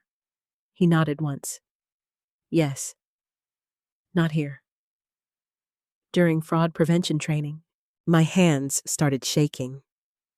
What kind of fraud? He lowered his voice. I can't discuss other customers. But I can tell you this. The name Summit Ridge Consulting was placed on an internal watch list for suspicious activity involving elderly clients. A chill ran through my entire body. So, Melissa? He held up a hand. I'm not accusing anyone. But I strongly recommend that no transaction take place today. I nodded immediately. Nothing is being transferred. David gave a small nod. Good. Then he opened the office door. Let's go back. When we returned, Melissa was pacing beside the manager's desk. The moment she saw me, she rushed forward. Mom. Where did you go? I answered calmly. I was speaking with someone who actually asked what I wanted. Her face hardened. The branch manager looked uncomfortable. I think we should continue. I reached into my purse. This time, I pulled out Dr. Patel's signed evaluation. I'd like you to read this first. The manager accepted it. His eyes moved slowly across the page. His expression changed almost immediately. He looked at Melissa. This states your mother is fully competent. Melissa smiled nervously. Doctors make mistakes. I couldn't believe what I had just heard. The manager frowned. Excuse me. My mother has good days and bad days. I stepped forward. Yesterday wasn't a good day. Melissa ignored me. The doctor only saw her once. I looked directly at the manager. I've been seeing Dr. Patel for years. She knows my medical history. The manager placed the evaluation beside the power of attorney. Then he compared both documents. One represented months of manipulation. The other represented a licensed physician's professional opinion. He leaned back in his chair. I'm afraid I cannot proceed. Melissa's eyes widened. What? Mrs. Clark has stated she does not authorize this transfer, and her physician confirms she is competent. The transaction ends here. Melissa's breathing became heavier. You don't understand. My family is about to lose everything. The manager remained calm. I'm sorry. But I cannot transfer someone else's money without consent. She turned toward me. Mom, please. This is your grandchildren. I swallowed hard. I love Emily and Noah. Then help them. I will. But not like this. She stared at me. You'd rather watch us become homeless. I'd rather know where the money is really going. She slammed her hand on the desk. It goes to Jason. No, I answered quietly. It goes to Summit Ridge Consulting. The room became silent.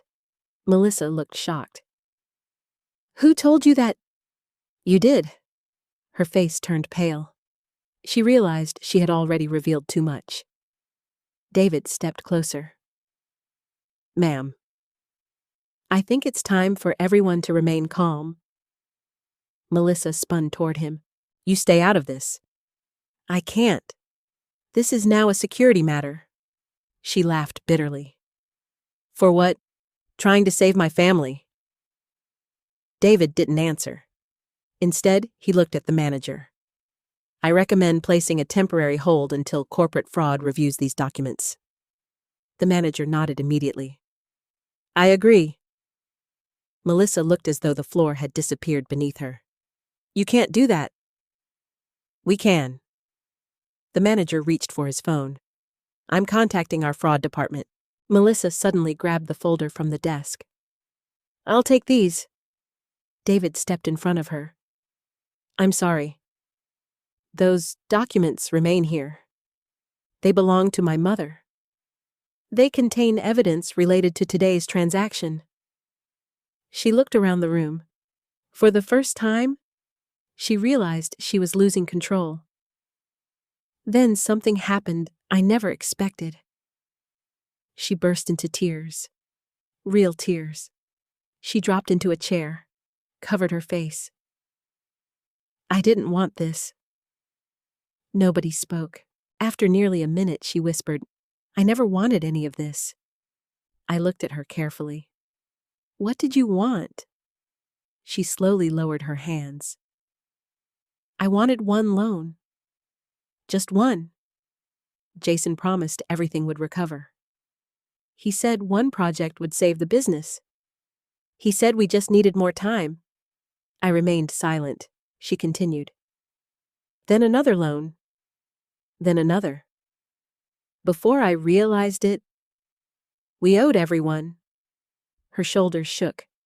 The suppliers. The contractors. The customers. The bank. Everyone. I asked softly. So you decided to steal from me? She looked at me with tears streaming down her face. I told myself it wasn't stealing. I told myself I'd pay it back. I believed it.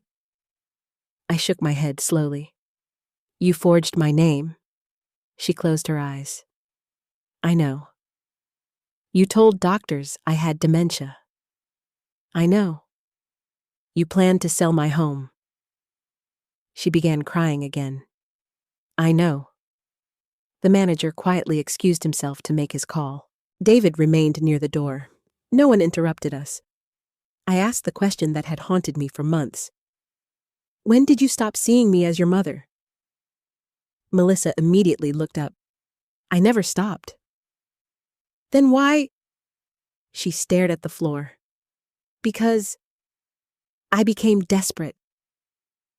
She took a long breath. Every bill felt like drowning. Every phone call was another threat. Every morning I woke up thinking today everything would collapse. So when I looked at your retirement account, she couldn't finish. I completed the sentence for her. You stopped seeing my future. You only saw your escape. She nodded once. I hate myself for it. I believed she hated what had happened, but I still didn't know whether she hated the choices or simply getting caught. David's radio suddenly crackled. He listened for several seconds. Then he looked at the manager who had just returned. The manager's face had turned serious. Mrs. Clark, the fraud department has reviewed the company name. He paused. They've instructed us to freeze today's transaction immediately.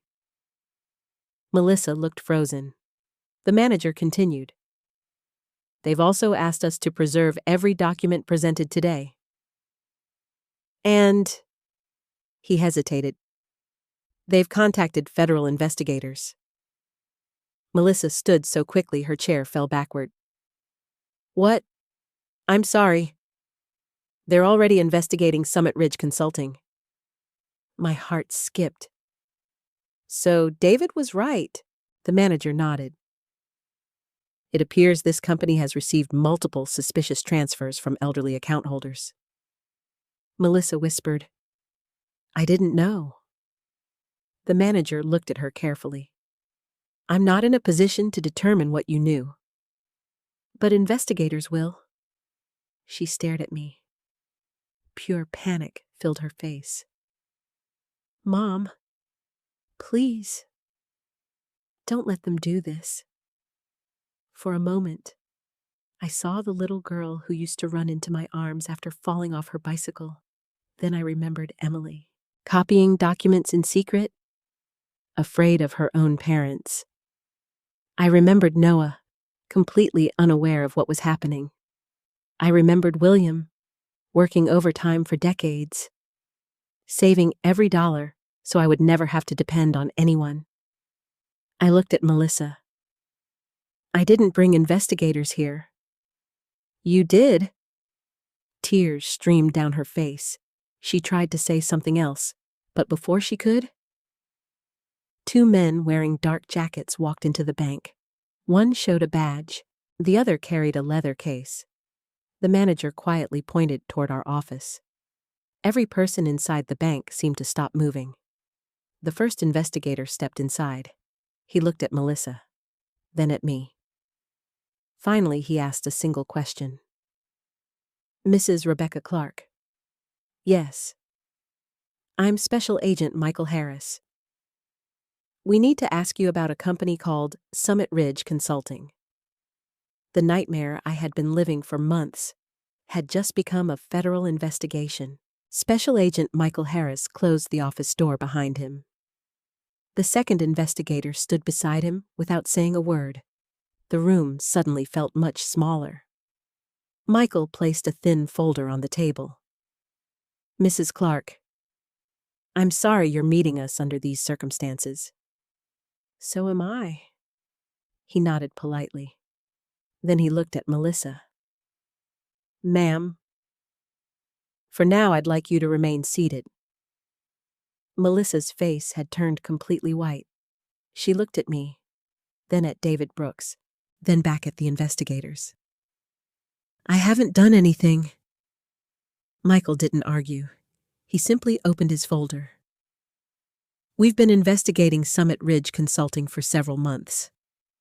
He slid several photographs across the table. I recognized the company logo immediately. The same logo printed on the transfer form. Michael continued. The company advertises debt restructuring. But investigators believe it has been used to move money obtained through fraudulent financial transactions. Melissa shook her head violently. No. Jason said they were legitimate. Michael made a note. He told you that? Yes. I believed him. The investigator didn't react. Instead, he turned toward me. Mrs. Clark, has anyone ever asked you to transfer money to this company before today? No.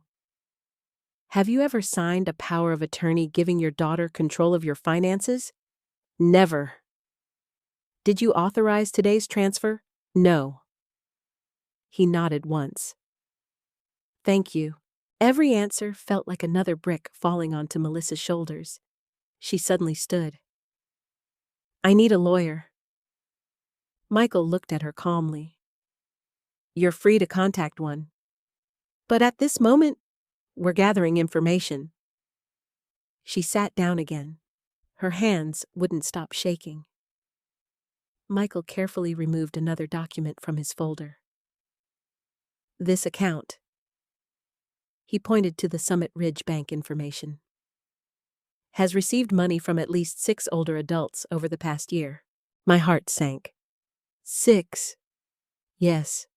In each case, the family member claimed the older person had cognitive decline. Every hair on my arm stood up. The same story. Again and again. Michael continued. Power of attorney documents were presented. Funds were transferred. And within weeks, the money disappeared. I closed my eyes. William's notebook came back to me. The easiest way to control someone's money is to convince them they can no longer control it themselves. He had understood something long before I ever did. Michael looked directly at me. Your bank's fraud department contacted us because today's transfer matched an existing investigative pattern. I nodded slowly. So, I was next. He answered honestly. Based on what we've seen, it appears you were. Melissa suddenly burst into tears again. I didn't know. I swear. I thought Jason was fixing the business. Michael asked quietly, Where is Jason now? I don't know. When did you last speak with him? Yesterday? What did he say? He told me to get the money. The room became silent. Michael asked another question. Did he tell you to use the power of attorney? Melissa looked down. Yes. Did he know the signature wasn't genuine? She covered her face. Yes. No one spoke for several seconds. Finally, she whispered, He said nobody would ever check. Those words hurt almost as much as everything else, because someone had counted on older people not being believed, on banks moving quickly, on families staying silent. Michael closed his notebook. I appreciate your honesty. Melissa looked broken. I've ruined everything. I quietly answered, no. You started ruining things when you chose lies over asking for help. She couldn't look at me. The investigators asked several more questions. Most of them focused on Jason, his business, his partners, his bank accounts. Then Michael asked something unexpected. Do you know a man named Kevin Turner? I looked up immediately. Kevin Turner. William had mentioned that name once. Melissa nodded slowly. He invested in Jason's company. Are they still partners? I don't think so. What happened? Melissa swallowed hard. Kevin wanted out. Jason said Kevin betrayed him. Michael exchanged a glance with the other investigator. "We've spoken with Mr. Turner." My attention sharpened. "He has been cooperating with our investigation." Melissa looked stunned. "He called you. He contacted us voluntarily. He provided financial records, bank statements, emails, contracts, everything." The walls around Jason were collapsing faster than I had imagined. Michael gathered his papers. "Mrs. Clark." He turned toward me. "I have one recommendation." "What is it?" "Do not communicate with Jason directly. If he contacts you, notify us immediately." "I will." He stood. "So, what happens now?" He answered carefully. "That depends." "On what?" "On whether Mr. Grant decides to cooperate." The investigators left the office. David Brooks quietly followed them. The branch manager apologized again for everything that had happened. Then he confirmed every one of my accounts had been fully protected. No transfers, no withdrawals, no document changes, without my direct approval. When we finally walked outside, the rain had stopped. Melissa stood beside her car. She looked smaller than I had ever seen her, not physically, emotionally. She whispered, "Mom." I stopped walking. "I'm sorry." I waited. She continued, "I know saying it doesn't fix anything." "No, it doesn't. I hurt you." "Yes." I lied. "Yes." I almost stole everything Dad worked for. I closed my eyes. "Yes." She started crying again. "I don't expect forgiveness," I answered honestly. "I don't know if I'm ready to give it." She nodded slowly. "I understand." For a long moment, neither of us moved. Then I asked the question I had avoided for months. "Where are Emily and Noah?" "They're with my sister." "They're safe." Relief washed over me. "Good." She looked at me carefully. "Will you still see them?" I didn't hesitate. "Always. They've done nothing wrong." She whispered, "Thank you." She climbed into her car, started the engine, then rolled down the window one last time. I wish I'd listened to Dad. "So do I." She drove away. I watched until the car disappeared. David Brooks walked over quietly. "You handled yourself well." I smiled weakly. I didn't feel strong. He nodded. "Most strong people don't." I thanked him. Not just for today. For the day months earlier when he questioned Melissa inside the bank. If he hadn't, I might never have started asking questions. That evening, I unlocked my front door. The house felt strangely peaceful. For the first time in months. No one was trying to convince me I couldn't trust myself. I walked into William's old workshop. His notebook still sat exactly where I'd left it. I opened the final page. There was one sentence I had somehow never noticed before. "If the day ever comes when someone asks you to doubt yourself, trust the facts, not the fear." I gently closed the notebook. Outside, the sun finally broke through the clouds, for the first time since all of this began. I believed the hardest part of my story might finally be behind me. But deep inside, I also knew one truth.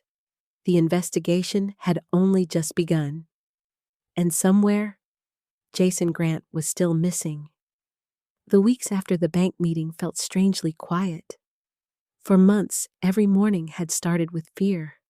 A missing document, a suspicious phone call, another lie.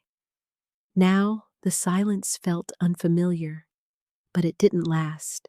3 days after the investigators questioned Melissa, Special Agent Michael Harris called me. "Mrs. Clark, we've located Jason." I stopped folding laundry. "Where?" "He surrendered through his attorney." That surprised me. "He turned himself in." "Yes." He has agreed to speak with investigators. I sat down slowly. What does that mean? It means the investigation is moving quickly. After we ended the call, I walked into William's workshop. Whenever life became overwhelming, I always ended up there. His tools still hung exactly where he had left them. His workbench still smelled faintly of sawdust. I ran my fingers across the old wooden surface. I wish you were here. The words escaped before I realized I had spoken them. I wasn't asking William to fix everything. I simply missed having someone who always told the truth. 2 days later, Susan called. We received copies of the federal filings. So soon, the case is larger than we realized. She invited me to her office. When I arrived, several folders already covered her conference table. She opened the first one. Jason admitted creating false financial records. The second. He admitted using your personal financial information. The third. He admitted instructing Melissa to obtain your signature. I closed my eyes. What about Melissa? Susan paused. She has begun cooperating. That surprised me. What changed? Emily. I looked up. What do you mean? Melissa learned Emily had provided evidence. I immediately felt sick. Does she know? Yes. And Susan smiled gently. She wasn't angry. She cried. For almost an hour. I didn't expect that answer. Susan continued. According to her statement, that was the moment she realized what she'd become. I thought about Emily sitting across from me in the library, terrified, ashamed, trying to protect everyone at once. No 17-year-old should have carried that weight. Susan slid another document toward me. This is important. It was an official letter from the bank.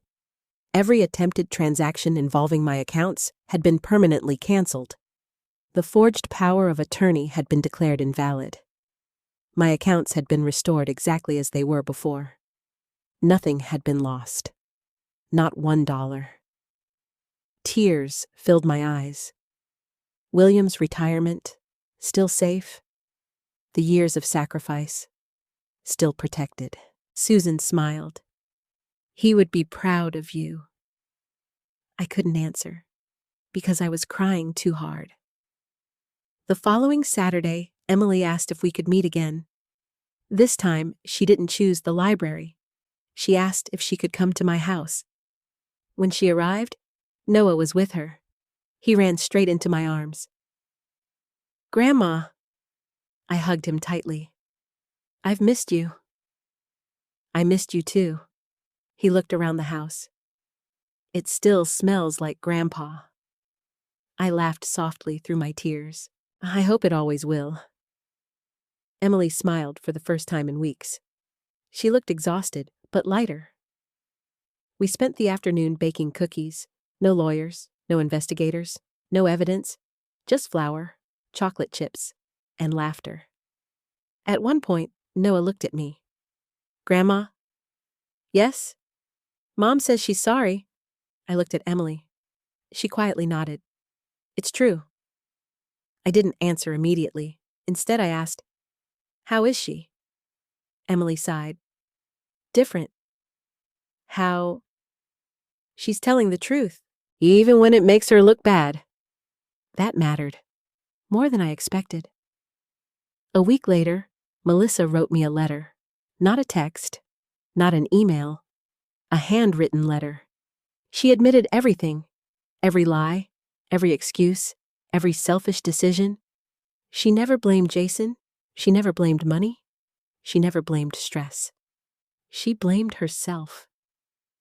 Near the end of the letter, one sentence stopped me.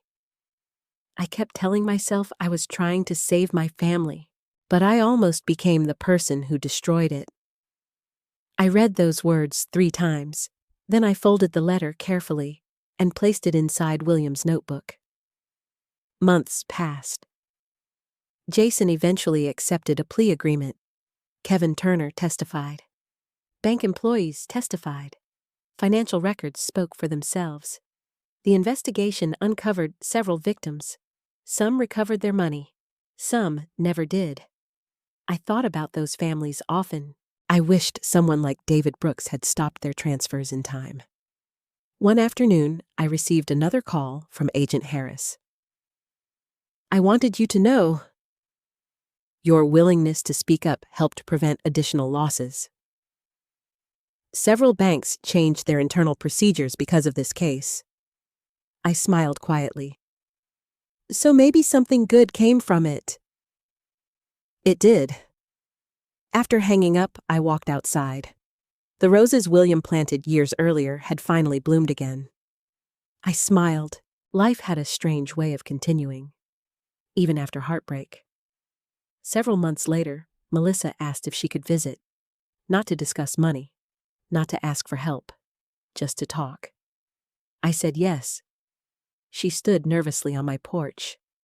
No expensive handbag, no confident smile, just my daughter. She held out a small wooden box. "I found this while cleaning the garage." Inside were dozens of old family photographs.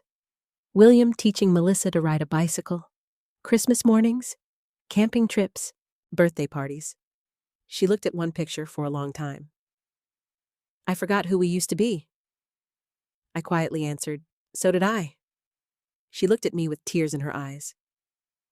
"I don't expect everything to be fixed." "It won't be." "I know.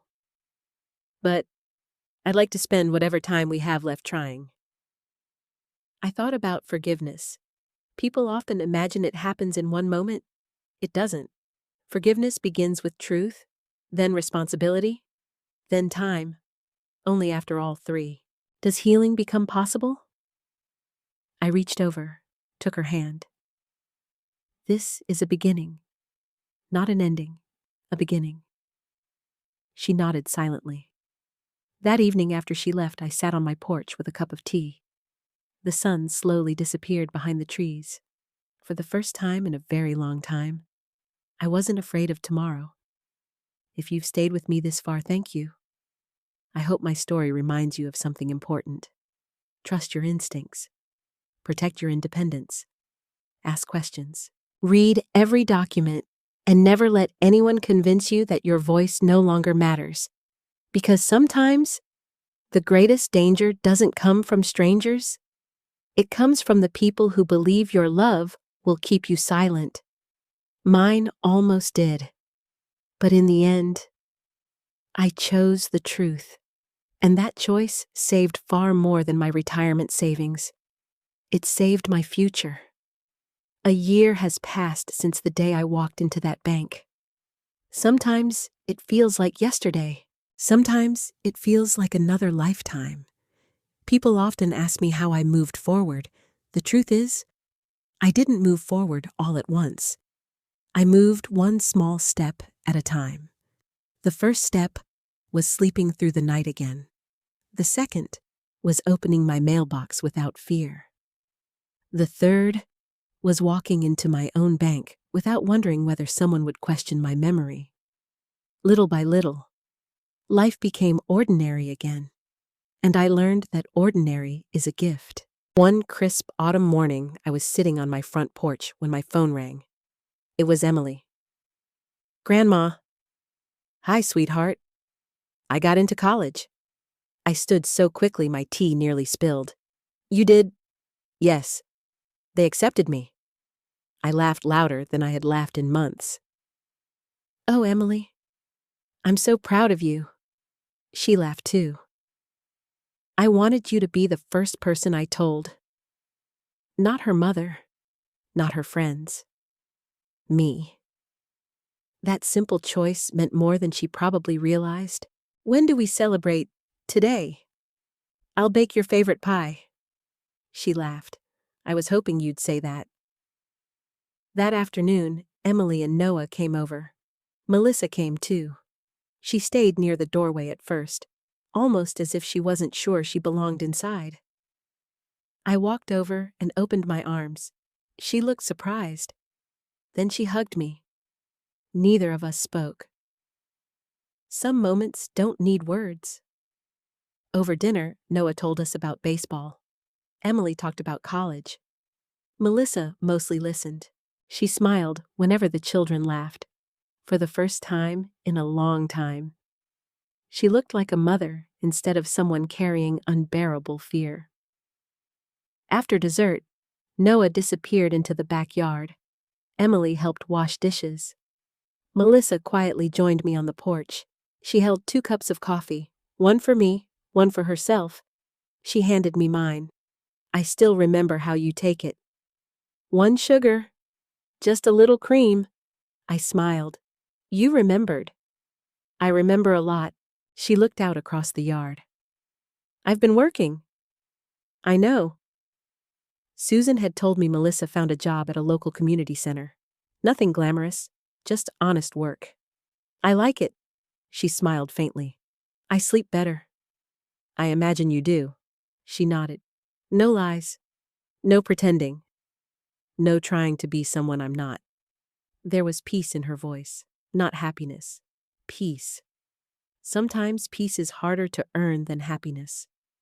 She took a slow breath. I wanted to tell you something. I'm listening. I finished paying back the $20,000. I looked at her. I know. The money had quietly appeared in my account months earlier. No note, no explanation, just the deposit. I wanted to return it before saying anything. Why? Because apologies are easy. Responsibility isn't. I smiled softly. William would have appreciated that answer. She looked down at her coffee. I still wish I could undo everything. You can't. I know, but I can choose who I become now. Yes, you can. The conversation ended there. It didn't need to continue. Sometimes forgiveness grows in silence, not speeches. A few weeks later, David Brooks stopped by my house. Not because of security, not because of another investigation. He had retired. I was driving through the neighborhood. I thought I'd say hello. I invited him inside. We spent nearly 2 hours talking. He told me about his grandchildren. I showed him William's workshop. When he saw the old notebook, he smiled.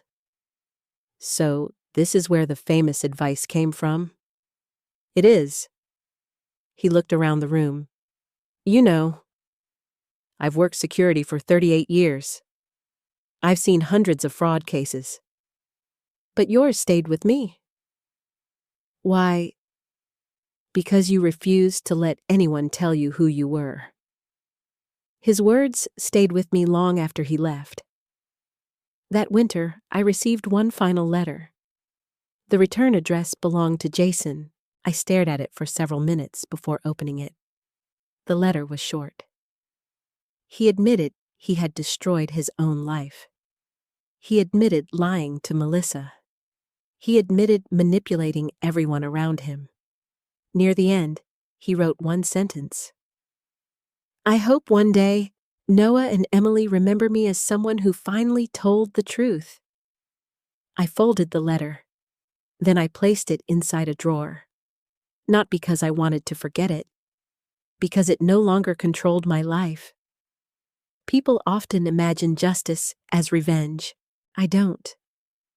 Justice isn't watching someone suffer. Justice is making sure the suffering stops. For me, justice meant my retirement savings remained safe. Justice meant Emily could begin college without carrying her parents' secrets. Justice meant Noah could grow up knowing honesty mattered. Justice meant Melissa finally faced the truth instead of running from it. And justice meant I could wake up every morning knowing I hadn't betrayed myself. Last week, I visited William's grave. I brought fresh flowers. I sat there for almost an hour. Finally, I smiled. I did what you asked. The wind moved gently through the trees. I could almost hear his laugh. I trusted the facts, not the fear. As I stood to leave, I realized something. This story was never really about money. Money simply revealed everyone's true character. William showed integrity. Emily showed courage. David showed compassion.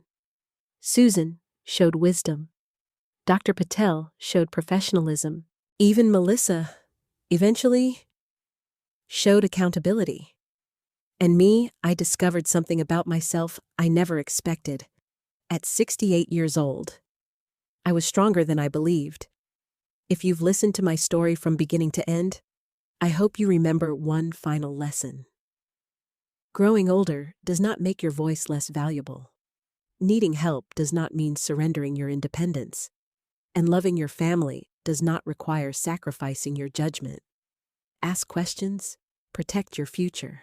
Trust people who earn your trust, not people who demand it.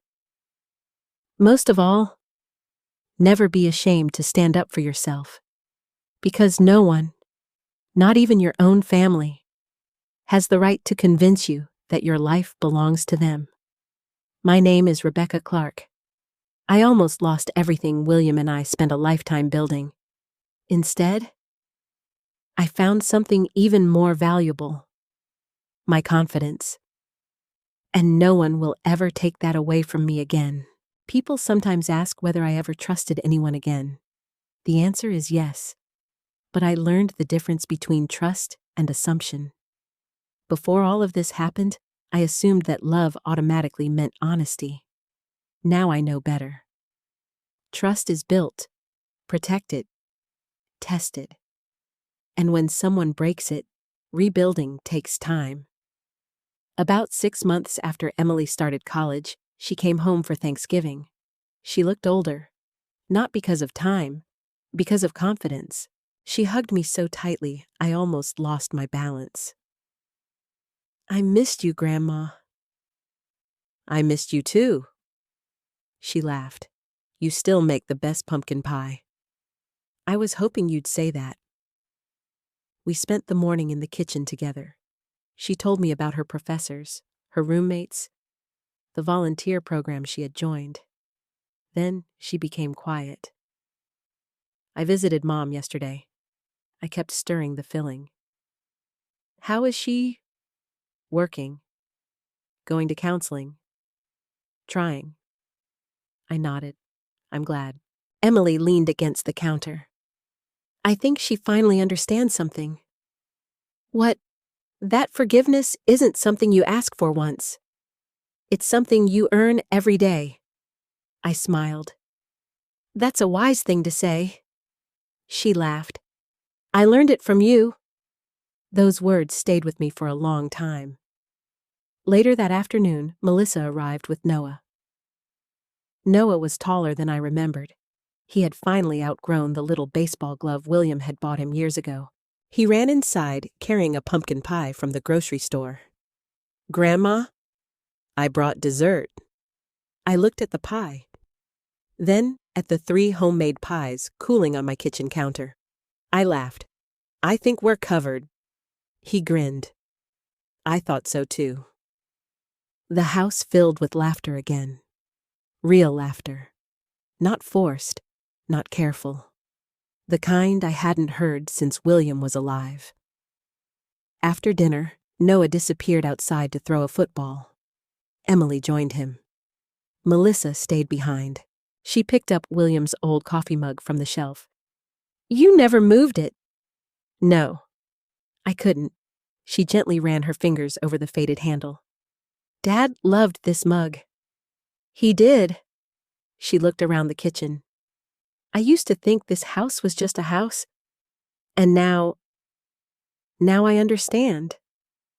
It was never about the building. It was about the life you and Dad built inside it." I nodded slowly. "Exactly." She took a deep breath.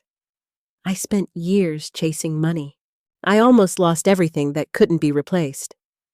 For a moment, neither of us spoke. Then she quietly asked, "Do you think Dad would ever forgive me?" I looked toward the backyard. The maple tree William planted was covered with orange leaves. "He loved you." "I know." He would never excuse what happened. I know. But I also believe he would want you to become better. She wiped away a tear. I'm trying. I can see that. That was the truth. She wasn't perfect. Neither was I. But she was no longer pretending. That mattered. A few weeks later, I received a letter from First National Bank. Inside was a small plaque. It recognized David Brooks for his years of service. Tucked inside was a handwritten note. Mrs. Clark, your case reminded all of us why paying attention matters. Thank you for speaking up. Because you did, we changed our fraud procedures nationwide. Please take good care of yourself. David Brooks. I placed the note inside William's notebook. It belonged there, beside all the lessons that had protected me. That Christmas our family gathered again, smaller than before, quieter than before, but honest. Emily asked everyone to share one thing they had learned during the past year. Noah went first. I learned not to leave my baseball glove at school. We all laughed. Emily smiled.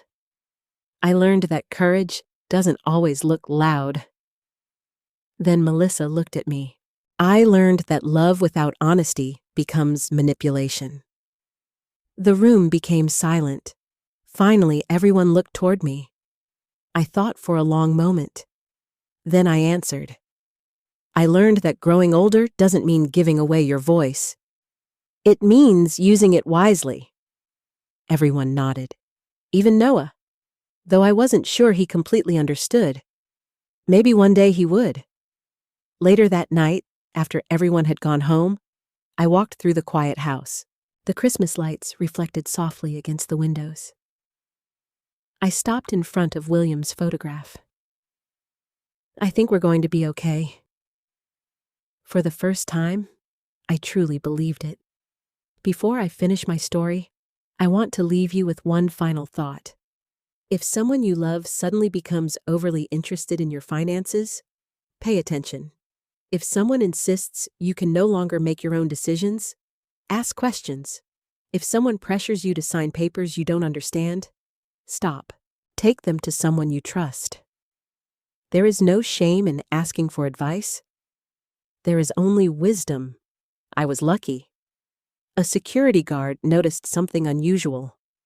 An attorney listened carefully. A doctor documented the truth. A granddaughter found the courage to speak. Many people helped save me. Not everyone gets that chance. If my story reaches even one person before it's too late, then every painful memory I shared has been worth it. Thank you for walking this journey with me. Thank you for listening. And thank you for remembering that your life, your voice, and your future are worth protecting. My name is Rebecca Clark. This is no longer the story of the day my daughter tried to take my retirement savings. It's the story of the day I remembered that no one could take away my dignity. Unless I surrendered it myself. And I never will. If this story touched your heart, please let me know in the comments. Have you ever had to choose between protecting your family and protecting yourself? I'd truly love to hear your thoughts. And if you believe more people need to hear stories like this, please like this video, subscribe to the channel, and turn on notifications so you won't miss our next story. Thank you for spending your time with me today. Take care of yourself, cherish the people who earn your trust, and I'll see you in the next story.